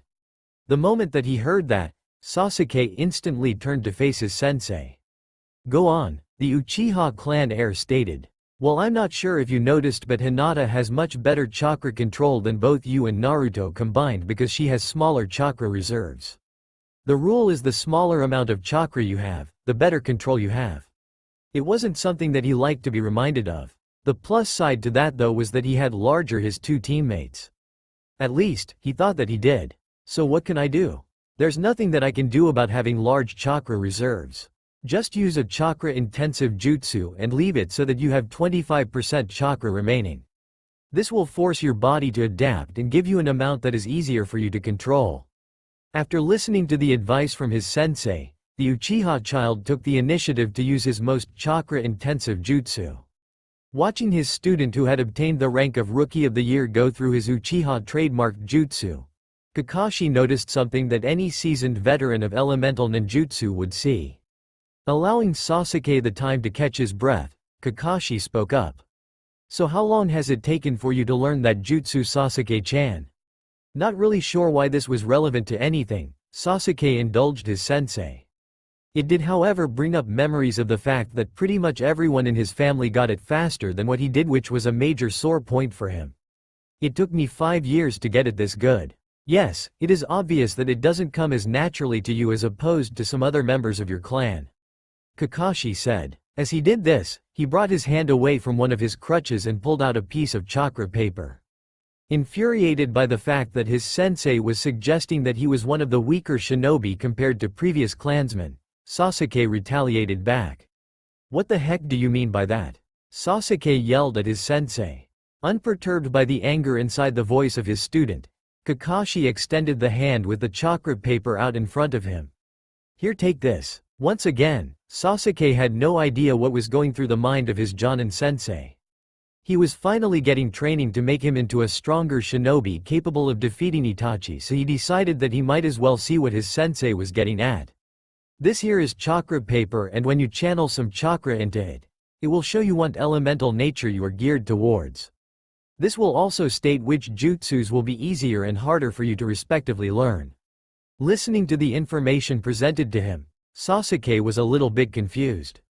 But Kakashi-sensei, the Uchiha clan is known for possessing an elemental affinity for Kaiden ninjutsus.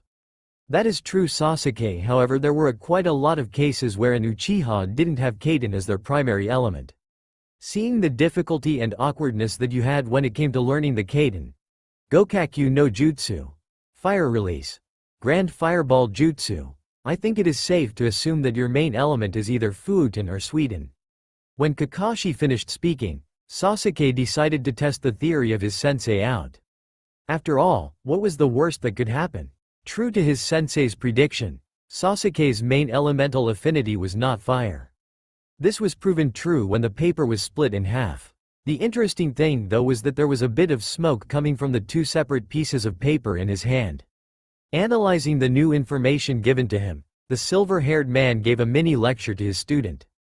It seems my hunch was correct. Your primary affinity is wind ninjutsu, and since you have been practicing for such a long time, you have developed a very minor affinity to fire ninjutsu. I guess this is the reason as to why I was having trouble learning it. Well, now that I know this, I guess that when I get home I can start studying something new. Despite wanting to learn about wind ninjutsu, Sasuke knew that it would be better in the long run to do the chakra control exercises first. Wow, it seems all three of you have offensive elements, Kakashi said out loud, which broke Sasuke out of his reverie. Curious as to what elements his two teammates had, Sasuke asked the question. Well, Naruto has a lighting elemental affinity and cute little Hinata-chan has a fire affinity. Due to paying attention in classes, unlike Kiba who was always playing pranks, Sasuke knew that the fire element was one that would work well with both of the other elements that the team possessed. No doubt they would eventually get to the point where they would be combining to make drastically more powerful jutsus. With all that information, Sasuke knew that he had to go back and do his tree walking training to get it done so he could move on to something else. Later, after a hard day's training for all three of his students, Kakashi was not surprised at all to see them plowing through the food on offer to them. Naruto was the one who had surprised Tsunami the most, as he was the one who had the biggest appetite. Both Hinata and Sasuke had manners of impeccable quality, which surprised both of the Wave Country adults, as the two children had better manners than what they themselves had. Naruto, on the other hand, well, it was safe to say that his weren't exactly at the same standard. Anyo, there seems to be someone missing in the picture on the wall, Hinata quietly said. The moment that she said this, she knew that she had said something wrong. This was evident by the fact that everyone bowed their heads and looked at the ground. Eventually, it was Tsunami who spoke up first, breaking the silence. He was my husband, deciding to continue on from where his daughter left off. That man was the hero of the city. Hearing those words from his grandfather, well, it was all that Inari could take as he got up from the table, tears in his eyes, and headed for his bedroom where he could stare at the ocean. Angered by the state her son was in, Tsunami rapidly turned her head around to face her father. "What have I told you? Don't bring him up in front of Inari, father, you know how he gets." With a sigh, she got up from her chair at the table so that she could go and comfort her son. With a saddened look on his face, Tazuna then went on to talk about the life of Kaiza and how he was the village's hope against Gatu. By the end of the story, it was no real surprise that Hinata was crying at the tragic tale. From that moment on, there was a tense feeling going on around the household of Tsunami. It was clear by the facial expressions on the faces of Naruto and Sasuke that the little kids' snide comments were wearing thin on them. Wisely, nothing more was said after that as Team 7 went to bed. The next day wasn't much better in terms of the mood around the house.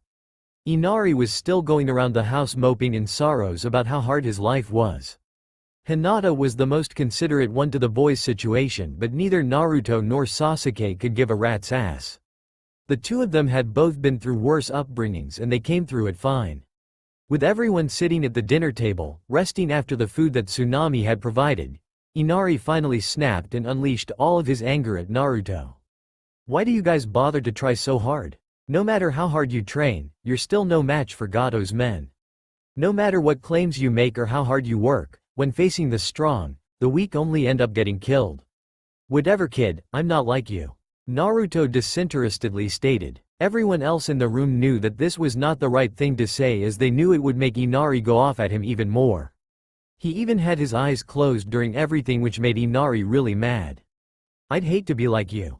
You don't know anything about this country or the struggles that it has been through. What the hell do you know about me?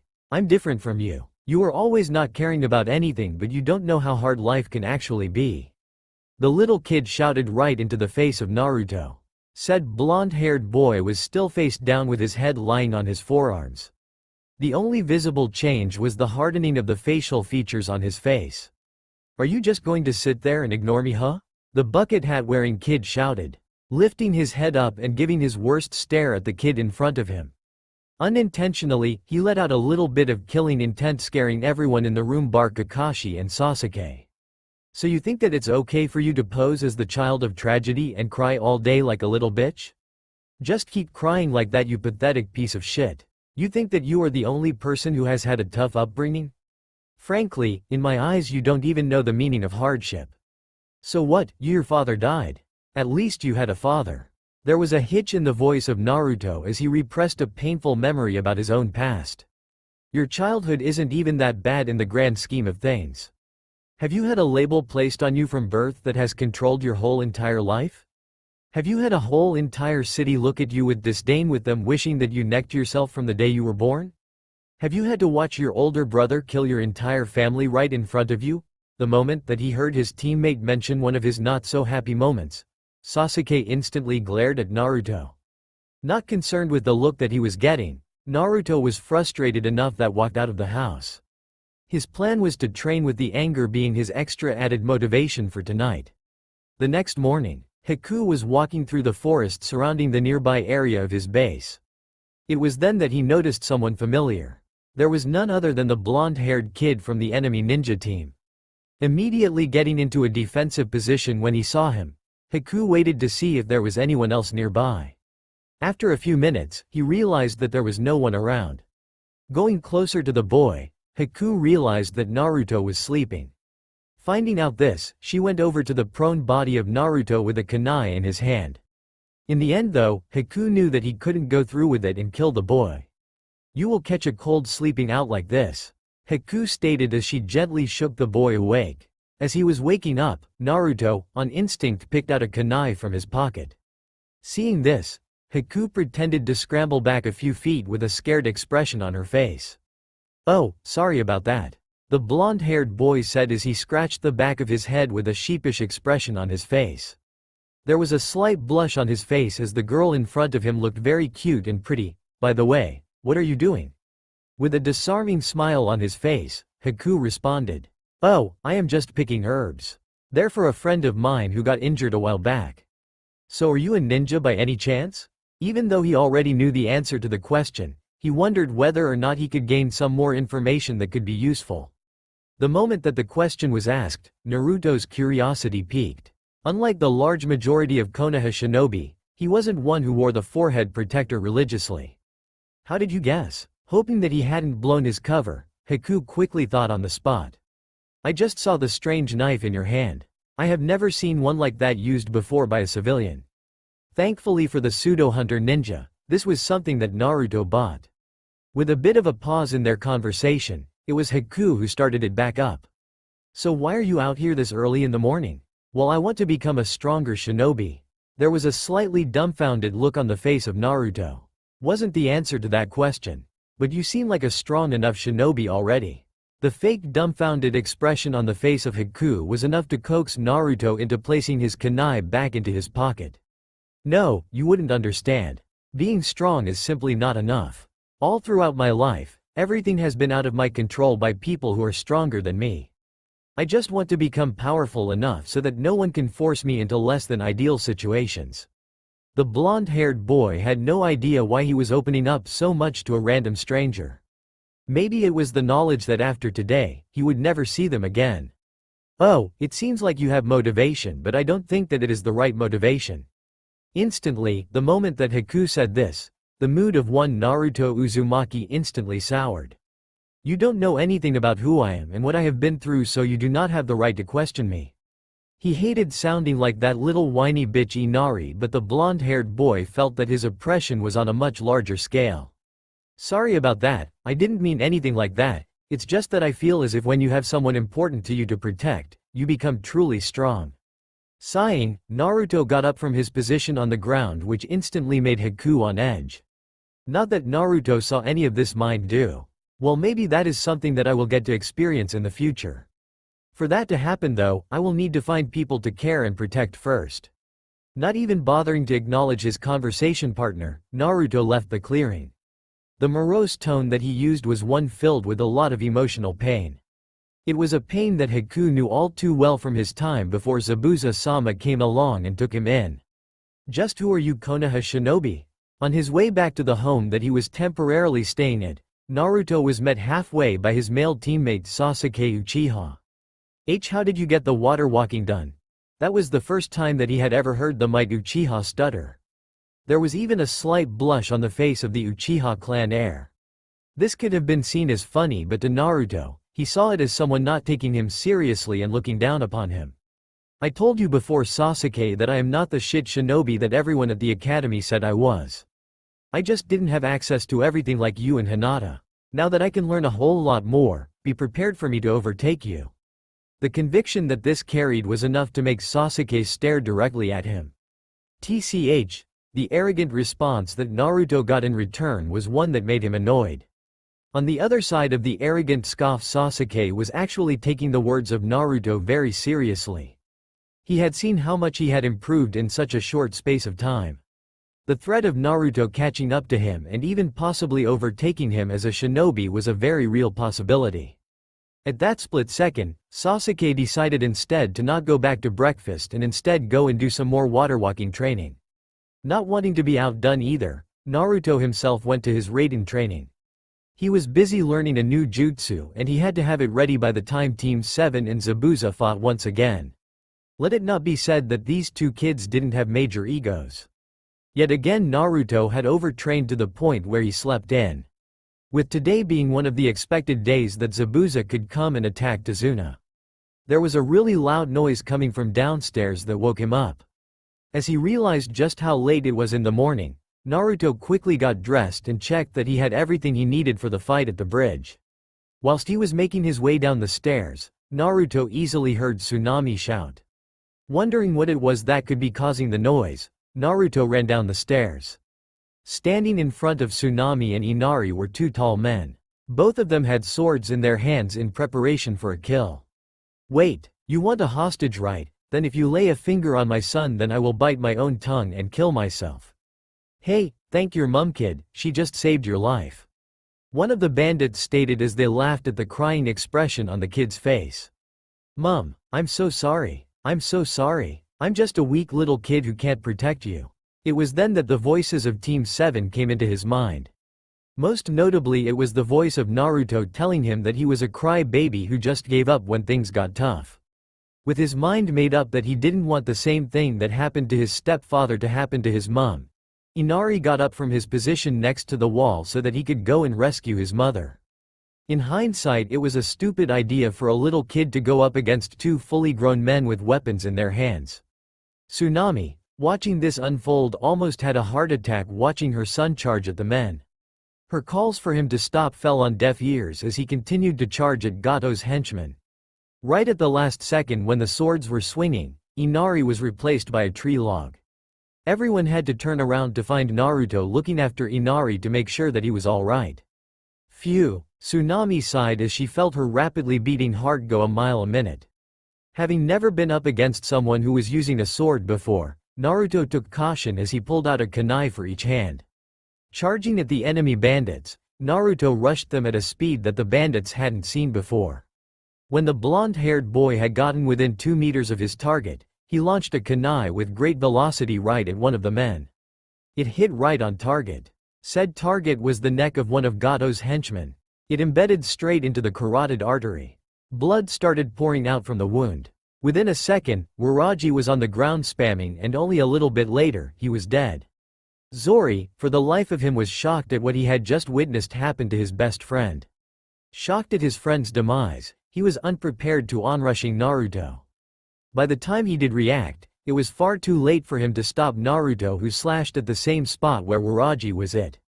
There was shock evident on the face of Naruto as he hadn't expected for there to be so much blood. This was his first human kill, and it was something that he didn't know how to handle. It was something that he thought that he prepared, but he was realizing right now, it was something that you could never be prepared for. How the blonde-haired boy justified this was by the fact that if he had knocked the bandits out, what was to say that they wouldn't just come back when they woke up? Since they were on a pier, Naruto decided that the best form of burial in terms of time was to just chuck the bodies into the water. With that done, Naruto rushed towards the bridge. The son of the fourth Hokage didn't even bother to say anything to Tsunami or Inari as there were more important things for him to do. Seeing that Sasuke was up against the hunter ninja all by himself, Naruto thought that this was the best place to start as both Hinata and Kakashi could handle themselves. They didn't know how powerful this hunter ninja was. In hindsight, it probably wasn't the best of ideas. You total moron. If you say you aren't a shit shinobi, then why did you not use your head? Why did you come inside the mirrors? Damn it, I don't care anymore. This is what I get. Well, fuck you then, I'm not helping you at all from now on. We don't know how strong this ninja is, so I thought it was better to be safe rather than sorry. The moment that Naruto finished saying this, he slowly started going through hand seals to use the only jutsu that he knew apart from the Academy 3. Raiden. Jabashi no Jutsu, lightning style. Electromagnetic murder jutsu. Despite the jutsu having a rather deathly sounding name, it wasn't the highest of technical jutsus. After he had done the hand seals, Naruto spread his fingers facing the dome of ice walls. Feeling the surge of electricity in his hands, Naruto yelled out as he let loose the volatile energy at the enemy. Each small bolt of lightning coming from the respective finger was unrestrained in the direction that it went.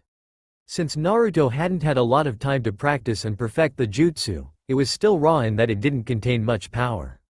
The widespread effect of it though was enough to make Haku weary of Naruto. In the eyes of Naruto, he didn't see anything, not even a scratch on the ice. Frustrated at the fact that what he had been working for almost 2 weeks was virtually useless, Naruto did the jutsu once more. This time, however, he channeled in a much larger amount of chakra. Knowing that the lightning element was good at piercing objects, Haku wasn't taking any chances as she dodged the incoming jutsu with ease. There was a small crack in the ice of multiple walls that got hit by Naruto's jutsu. Out of the 3 shinobi in the fight, Sasuke was the one who was shocked the most. He had just witnessed something in the corner of his eye. He wasn't too sure, but he thought that he had just witnessed their enemy entering the ice wall once again. Naruto, how many times can you do that move before you run out of chakra? I have a plan. Sasuke called out to his teammate who was on one knee currently. I am a chakra powerhouse, I can go and use this for days and not get tired. It slightly irked Sasuke when he heard this because Naruto was yet again proving something that he was better at. There was no chance in hell that he could do the same thing with constantly spamming out jutsus like there was no tomorrow. Alright then, just dodge the incoming attacks as best as you can and spam out that jutsu. I am starting to read his movements. As he said this, the eyes of the last loyal Uchiha were slowly changing color from their normal black color. Listening to the words of his teammate, Naruto nodded, and as he was getting up off of the ground, he took out one of the senbon needles which were in his leg. This jutsu is going through my chakra quite quickly. I must end this quickly as I might have to help Zabuza-sama. With that last thought in his mind, Haku sprinted out of his wall and in the direction of Sasuke. He was the biggest threat at this point in time. Two senbon managed to hit Naruto and he fell yet again to one knee from the attack. Using his best jutsu, the blonde-haired boy sprayed it in the direction of Haku. Due to the erratic nature thanks to Naruto's less than ideal control over the jutsu, one of the stray bolts of lightning connected with the upper arm of Haku. This slowed down the pace of Haku, but it was still not enough for Naruto to follow. That was the beauty that his Raiden, Jibashi no Jutsu, lightning style, electromagnetic murder jutsu, covered up and was the perfect jutsu for this particular fight. Sasuke was content to use his Kaiden, Gukakyu no Jutsu fire style, Grand Fireball Jutsu. It was the one that he was most comfortable using.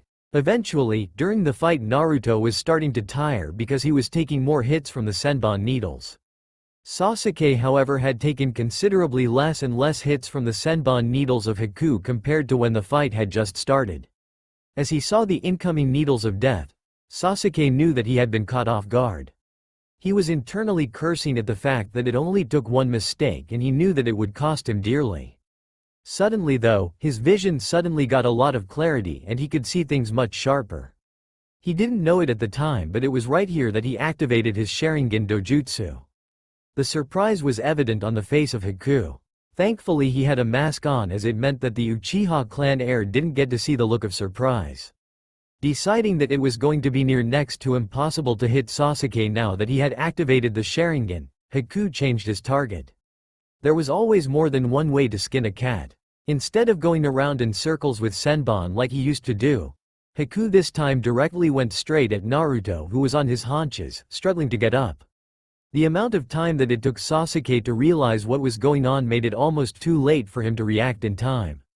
Getting a fresh surge of adrenaline, Sasuke launched his body as fast as he could to where Naruto was. Finally, Naruto managed to struggle up onto 2 feet and survey the damage. Instantly, the blonde-haired shinobi went wide-eyed as he saw his teammate looking like a porcupine. Wondering why he was so hurt considering that it was normally him who was taking the damage, it took a second for Naruto to realize what had happened. Sasuke had took the hit for me. Geez, all you ever do is get in the way, Sasuke softly said. It was as if it was very hard to even say that in the mind of Naruto. It was only then that he realized just how much pain Sasuke was in. You know, I hated you. The way that Sasuke was speaking right now was scaring Naruto the fuck out. Why was he using past tense? The Uzumaki shinobi just couldn't figure it out. That was until Sasuke fell onto his hands and knees. But, why me? Naruto shouted out loud enough for everyone to hear. Said action brought Hinata's attention to the scene, and with her Byakugan, she could easily see all of the damage that had been done to her teammate. Tears instantly started forming in her eyes. Placing a brave face on, Hinata did her best to force what she had just witnessed away from the forefront of her mind. She had a job to do and she was going to do it as best as she damned could. I don't know, my body just moved on its own, idiot. When he finished saying this, the raven-haired boy fell flat onto his stomach. That man, my brother, I told myself that I wouldn't die until I killed him. Now Naruto had no idea where his compassionate side was coming from, as it was something that never saw the light of day. He didn't know it was happening, but Naruto felt himself saddened by the emotional pain of someone other than himself. What Sasuke said next was something that tore Naruto up inside. For the dying child, it was hard to hear the words that were coming from his mouth. He never thought he would be saying those things, but he assumed that since he was on his deathbed with his eyes closed, he was allowed to say whatever he wanted. I know that despite all of our differences that we have had, Team 7 has been the best fun that I have had ever since what Itachi did. I know that if I was in your shoes, you would have done the exact same thing in diving to save me. There was even a lone tear that rolled down the face of Naruto. He knew that if was in the same position as Sasuke, he probably wouldn't have done the same thing. The guilt that he was feeling was something that you simply couldn't describe with words. Someone could only tell by looking directly into the blonde-haired boy's eyes. When a person has something important to protect, that's when they truly become strong. The words echoed in his mind that he had only heard mere days beforehand. Naruto now understood what they meant. In that split second, Naruto had an epiphany. He was going to become the strongest shinobi, not only to prevent people forcing him into things that he didn't want to do, but also so that no one that he ever came to care about got hurt. The pain that he was feeling right now was unbearable. No, don't talk like that. You're going to live. You're going to kill Itachi. You're going to restore the Uchiha clan just like you said you would. Naruto was rushing his words as they uncontrollably spilt from his mouth.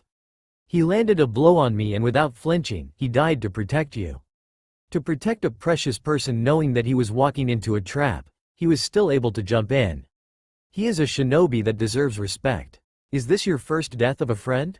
Unfortunately, this is the way of the shinobi. The words cut through Naruto's emotional defenses like a knife through butter. All the sadness and guilt changed in an instant to anger and rage. The mood in the area changed as the air got denser. Unknown to Naruto, he was unleashing a large amount of killer intent. Red chakra started swirling around from his prone form as he held Sasuke in his arms. His eyes changed from their royal blue color to a much darker, bloodier red. There were even black slits going down through the middle. Fingernails started to get longer and sharper. The transformation that Naruto was undertaking thanks to the Kyuubi's chakra was truly amazing. This was not the only transformation that the blonde-haired boy was going through right now though. The Kyuubi's chakra started flooding into the Naruto's body. It affected everything from closing up his wounds to going down right to his very core. Since Naruto was an orphan, he had no idea who his parents were or where they were from. After today he would at least have a clue as to where one of them came from. Right inside his DNA, there was a mutation from the normal human strand. The reaction that came from the Kyuubi's chakra to this caused a dormant gene to become much more pronounced through the DNA. The resulting change was that the physical composition of Naruto Uzumaki's body started to alter, mirroring the changes. The bones that made up his body started to become bigger, thicker, stronger, more dense. The pain that this caused was marred by the unleashing of the Kyuubi's chakra for the first time. If that was not all, said bones even started to protrude out from his skin. Multiple bones started sticking out from odd angles, piercing his clothing, coming from weird spots such as the knees, elbows and all along the back. Red rings appeared under his bright blue eyes, and finally, the birthmarks that came from the transformation started to appear on the skin right on top of his clavicle bones. The dead bone pulse of the Kagaya clan. Just who is this child? Haku started to think as she feared for what was about to happen. Never before had she felt killing intent that was more evil than this. Zabuza-sama didn't even hold a candle to this. The physical manifestation of the red chakra was enough to set the hunter ninja on edge. Haku wasn't the only one who was feeling the chakra. Kakashi was also feeling it, and he didn't know what this meant.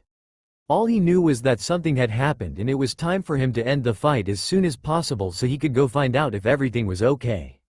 There's no time to slow down.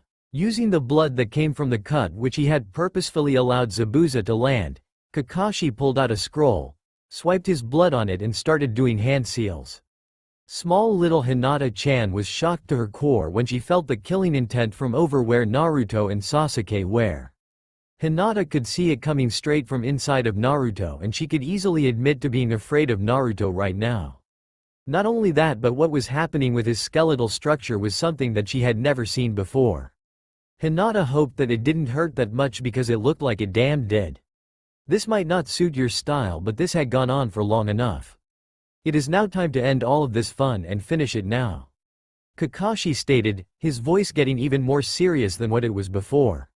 Right now, there was no situation that could possibly get it to become more serious. Not seeing how Kakashi could possibly end the right there and then if he wanted to, Zabuza spoke up. Humph. Sounds interesting, Kakashi, but what can you do in this situation? I'd like to see you try. All Kakashi hoped was that Naruto could hold out just a little bit longer. Said boy had now given into his baser instincts with his rage taking over the situation. Fueled with the chakra from the Kyuubi, Naruto rushed forwards towards the hunter ninja. Knowing that she couldn't count on her ice mirrors to protect her from the Kagaya bloodline limit, Haku leapt into one of her other mirrors. As she was doing this, she threw out 3 senbon right at the pulmonary artery of Naruto. Haku did not however expect for Naruto to simply shrug them off by expelling a large amount of chakra. Shocked at this, Haku fled to another mirror as Naruto's speed had dramatically increased due to the newfound chakra. Not only that, but his vision had increased to the point in which he could see the movements of Haku with slight difficulty. Launching out with his left hand, Naruto subconsciously used his hand to grab a hold of Haku's wrist. The 2 small, sharp bones that came out of his wrist pierced through the skin of Haku. With the force that it came with, the 2 bones went straight through the muscle and bones, coming out the other side. Not content with just this, Naruto pulled back with his right arm and launched with all of his strength straight at the mask of the hunter ninja. With his pronounced knuckles, Naruto rather easily broke the mask of the hunter ninja. The power of the punch was enough that when Naruto let go of his hold of his enemy's wrist, it slid of his bone and went flying along with the rest of the body. With the speed and force that the hunter ninja was moving it, they slammed into ice wall and broke through it. Such was the power of a Kyuubi-influenced Naruto Uzumaki. Following up from his brutal 2-hit combo, Naruto sped to the form of the hunter ninja. It was only as he was rushing upon the person that he saw that it was the girl from earlier. Just as his punch was going to hit, he pulled back. Why did you stop? Naruto had spaced out and he wasn't really paying much attention to what Haku was saying. You're that person from the forest. I killed your precious friend and yet you can't kill me? The moment that Naruto heard this, he turned around and looked back at where Sasuke lay. Feeling the anger course through him once more, Naruto unleashed a vicious punch at the face of Haku. The punch was powerful enough that it was able to instantly fracture the pseudo-hunter ninja's jaw on impact. Planning on not stopping there, Naruto ran over to Haku as the adrenaline and Kyuubi chakra disappeared from his system. Looking down at the bone coming out of his arm, Naruto only then realized what had happened. Glancing over his entire body, Naruto noticed all of the bones coming out of his skin in places such as his forearms, calves, all along his ribs and shoulders. What the fuck is happening to me? Naruto screamed out as he was scared out of his mind. Never in a million years did he think of something like this happening. The loud scream that accompanied this brought everyone's attention back to Naruto. I see you two have ancestors from Kirigakure. I can tell why they fled hoping to give you a better life. From what you said though about your childhood earlier, I can see that didn't happen. Curious as to what Haku was saying, Naruto now had a chance to find out more about his parents and he wasn't going to pass it up.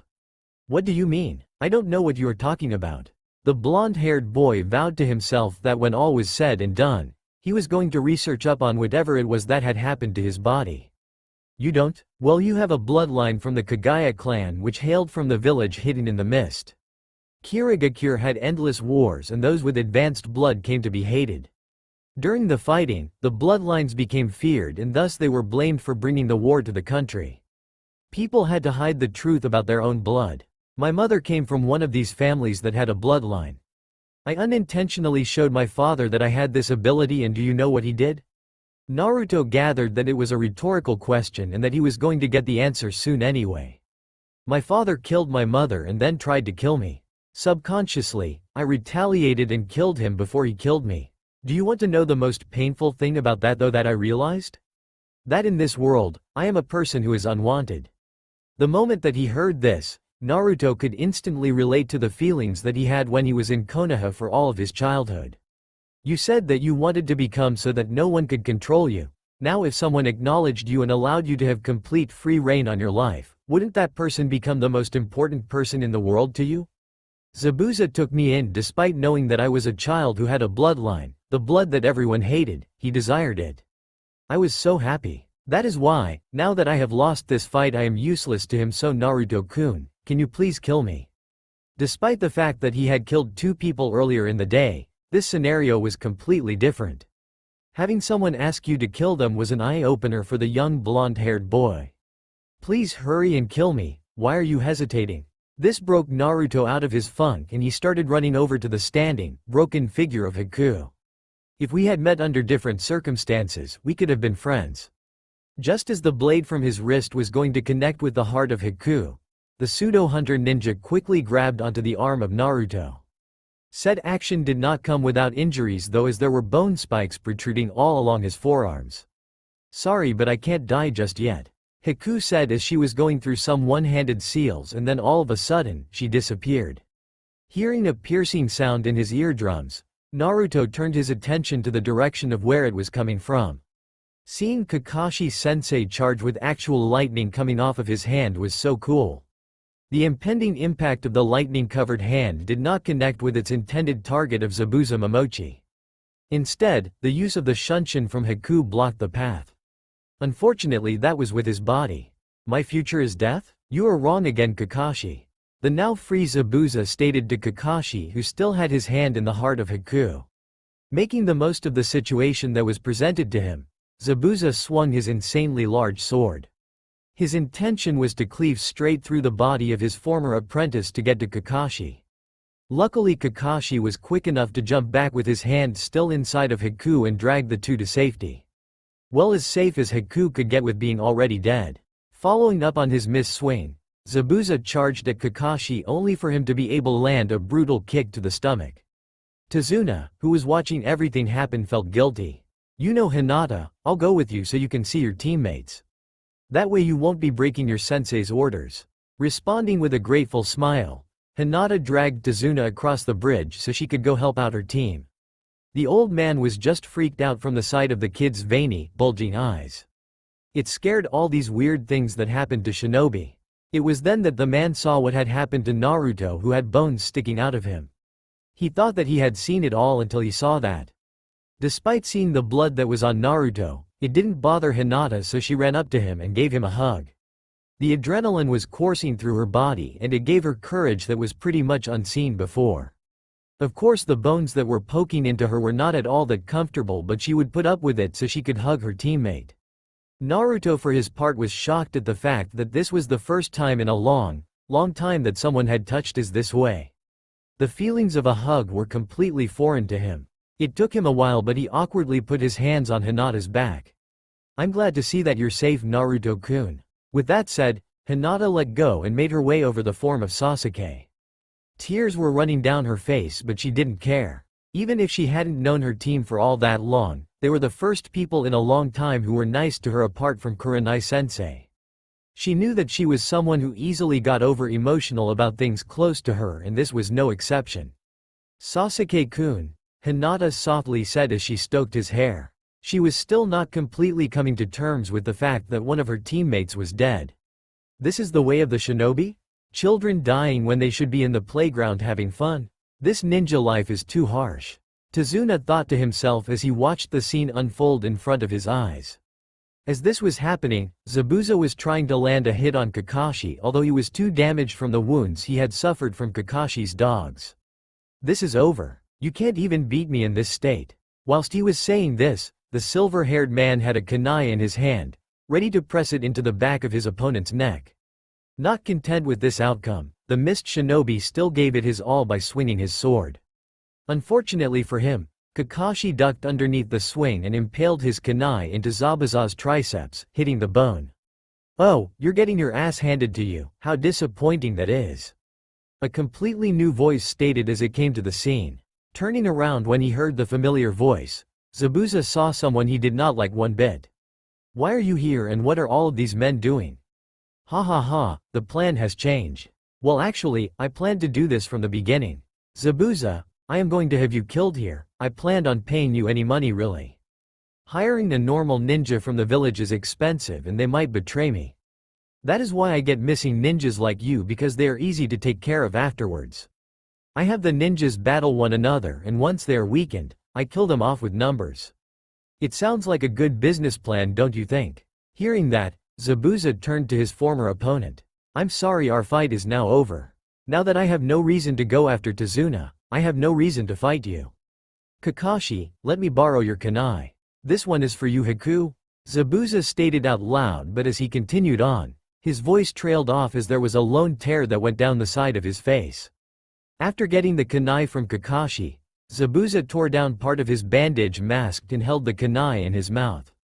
With everything now prepared, the man raced at speeds that were troubling for civilians to follow. With killing intent leaking off of him, the demon of the mist charged into a group of bandits, dealing loads of damage to the enemy whilst copying a bit himself. He knew that he was going to die though, so that was no problem. He had only last thing that he had to do before he kicked the bucket. Kill Gato. After making it through the passage that he had created himself, Zabuza launched himself at Gato and impaled the kunai in his mouth straight into the neck of his betrayer. Swords were sticking out of his body, but that didn't matter to him as he had done what he set out to do. The damage that had been done to his body finally caught up with him and the demon of the mist fell to the ground. This is goodbye, Haku. Thank you for everything. I'm sorry. Seeing what had become of the man who Haku referred to as his master, Naruto couldn't help but wonder. All he could do was just stare at what had just unfolded. It was at this point that Kakashi took notice of his blonde-haired student. Naruto, what happened? He exclaimed with alarm as he couldn't believe his eyes. Not in 100 million years did Kakashi think that the son of Minato Namikaze and Kushina Uzumaki would become the last surviving person to wield the Shikatsumaku. Panicking because the way that his sensei spoke made his new transformation seem like a bad thing, Naruto started to hyperventilate. It didn't help that there was a stray thought going through his mind that this newfound transformation could be permanent. He didn't want to give Konoha as a whole another reason to make him the outcast with no friends, family. Meanwhile, as this was going through the mind of Naruto, someone else was slowly waking from the land of unconsciousness. Hinata, you're heavy. Surprised at hearing the voice coming from someone who she thought was dead, the Hyuga clan heir instantly reacted by giving her teammate a large hug. Sasuke-kun, why you're alive. The biggest smile marred her face as she was relieved at the fact that she wouldn't have to witness the burial of one of her teammates. Meanwhile, for his part, the Uchiha clan heir didn't know what to do. This was a situation that was completely foreign to him, just like it was to Naruto when Hinata hugged him as well. Hinata, what happened to Naruto and the masked ninja? The smile that was on her face slowly started to dim as the reality of Sasuke being alive set in, but the happiness did not dissipate from the girl's face. Naruto-kun is fine and the masked ninja is dead.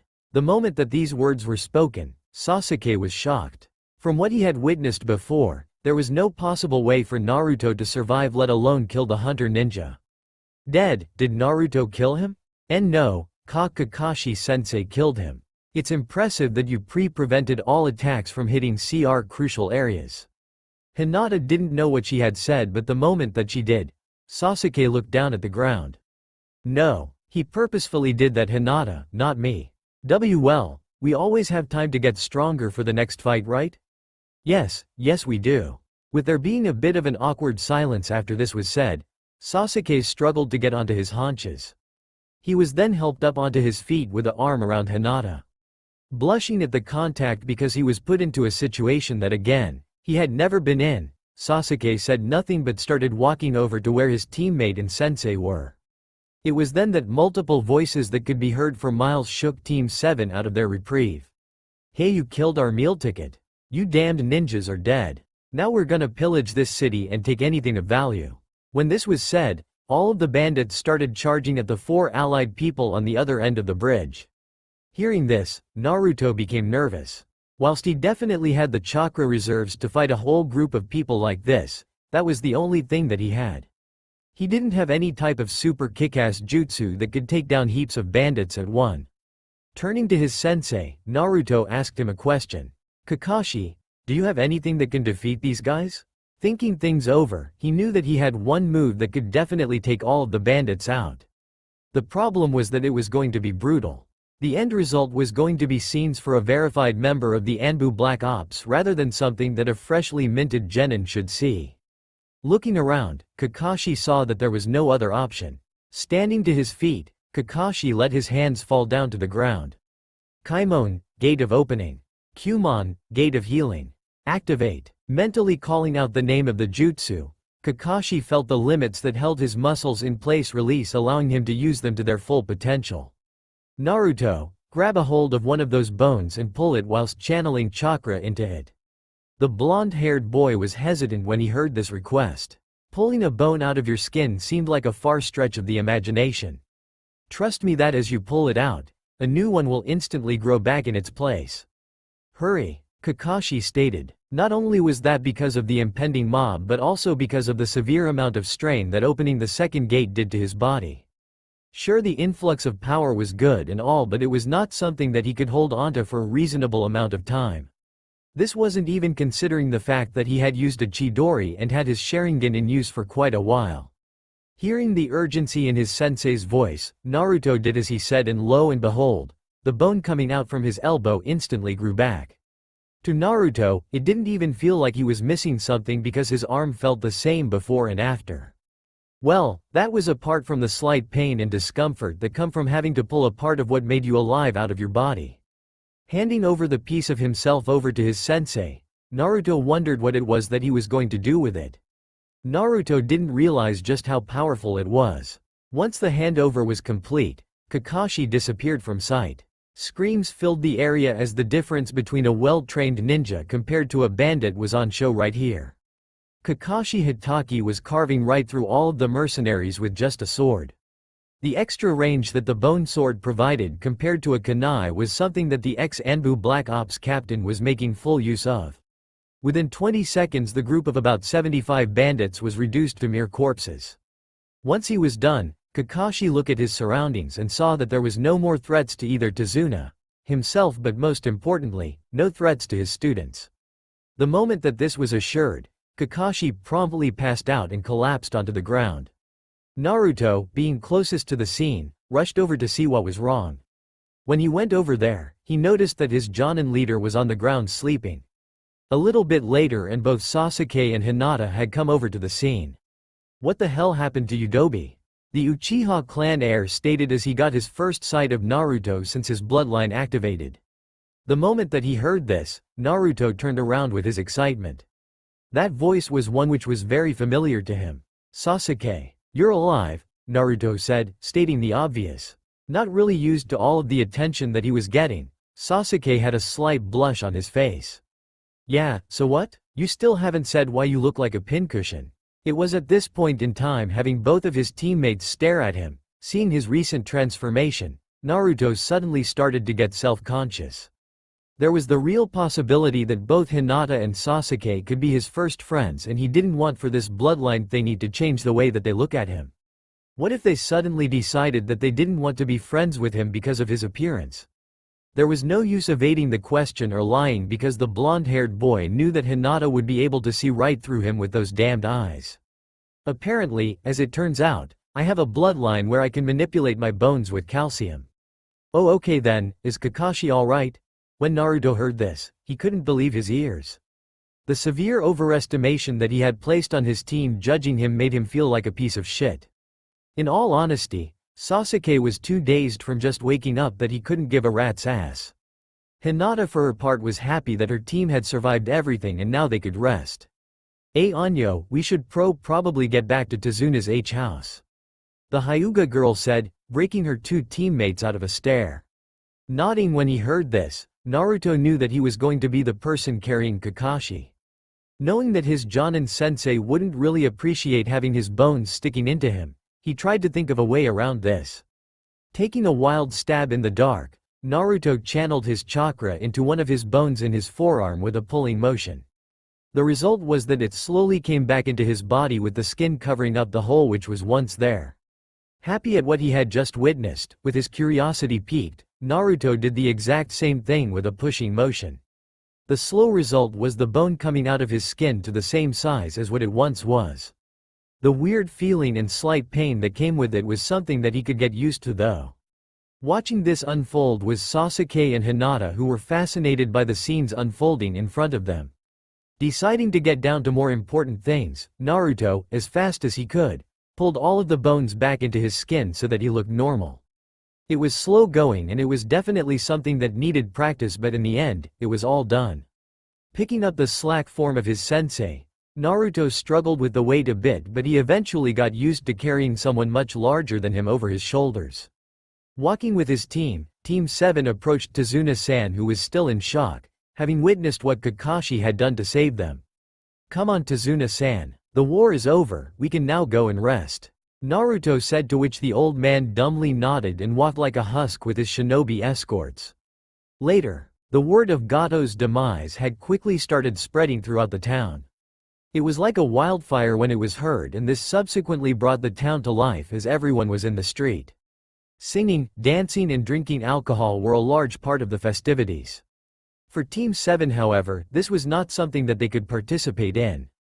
With Kakashi lying in bed fast asleep and Sasuke passing out into the land of dreams when he arrived back at the house, all it left was Hinata and Naruto. Both of them had to stay on guard in case anything out of the ordinary happened whilst his team was recovering. The house was oddly silent given the great news that had been given, and thus, this was the reason why Naruto decided he might strike up a conversation with Hinata. She was looking incredibly sad and seemed to be judging herself. "What's wrong?" Naruto questioned to the Hyuga clan heir. As soon as she heard Naruto's voice, Hinata burst into tears. The blonde-haired boy was taken aback by this, as he had no idea what to do in this situation. Whilst this was happening, the male genin was having an internal debate. All of his life he had lived the mantra of not caring for anyone other than himself. It was what had gotten him through all of the tough times that he had suffered as a child, where he didn't have even a single friend. Now though, things were changing a bit, as Naruto thought with the definition of friend in the dictionary, both Hinata and Sasuke would fall under that.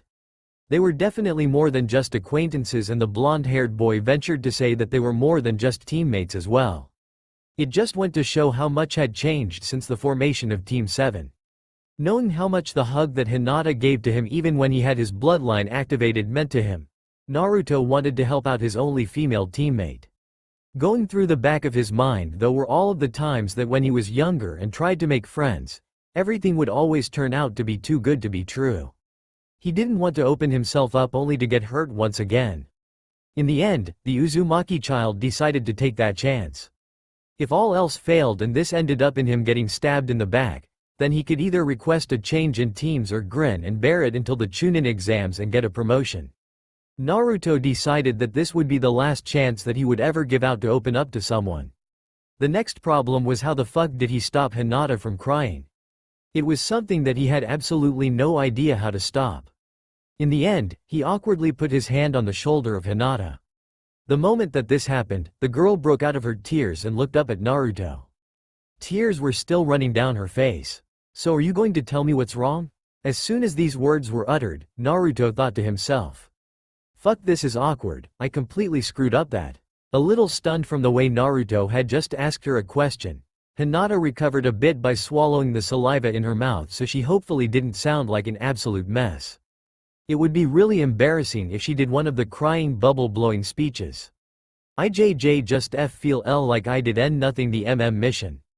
Baffled by the response that he got, Naruto instantly responded, "Well, that's stupid." The moment that Naruto said this, he got a look that wasn't too sure what the meaning behind it was. Expanding from where he left off, Naruto wanted to not bring across the idea that Hinata was the stupid one, just the fact that she was stupid for thinking that she was useless. We were going up against someone who was great at making our vision useless. You were the only one who could properly see through the mist. That's why you were the person who had to protect Tazuna whilst me and Sasuke fought the hunter ninja. There was no chance that either Sasuke or myself could have protected Tazuna as well you could have. Hearing the words come from someone else was definitely reassuring for the confidence levels of Hinata. For someone who didn't have high confidence levels to begin with, it meant the world to her that her team was there for her when her family was not. It was here that the start of the friendship of Naruto Uzumaki and Hinata Hyuga began. Throughout the whole conversation the two had, there was not a single time that the smiles left their respective faces. Later, despite the fact that Gato was dead and the feeling of oppression being gone, both Naruto and Hinata had decided to do shift work to make sure that that was the case. The two of them would have hated it if they rested on their security blanket only for it to be turned upside down. Hard dives into frozen waves where the past comes back to life. The soft voice that accompanied the words threw Naruto for a loop.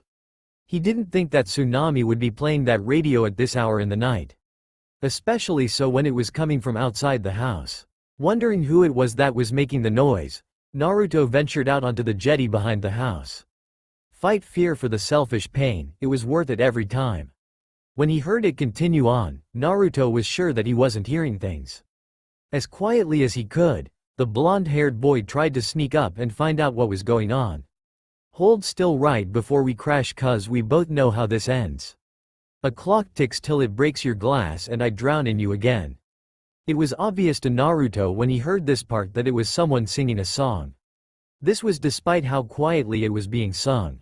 "'Cause you are the piece of me I wish I didn't need. Chasing relentlessly, still fight and I don't know why." Staring down at the dock, Naruto saw Hinata sitting on the edge of the planks of wood, feet hanging over the water.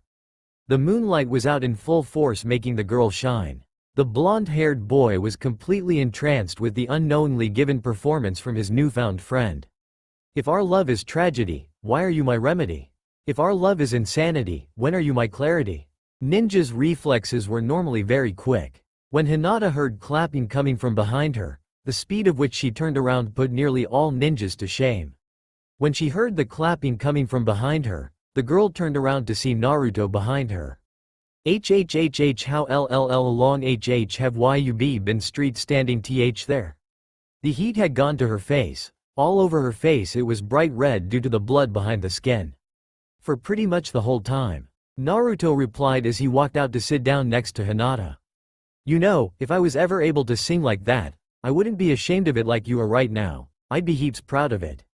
It wasn't as if the blonde-haired boy was bullshitting either. He honestly thought that his teammate was a really good singer.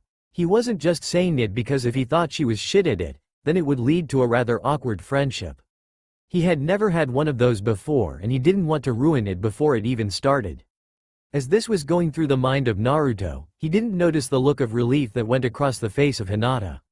Instead of the look of embarrassment, it was quickly replaced with the biggest smile you would ever see. "Why, you're the first person to hear me sing. It was a hobby of my mother's BB before she died.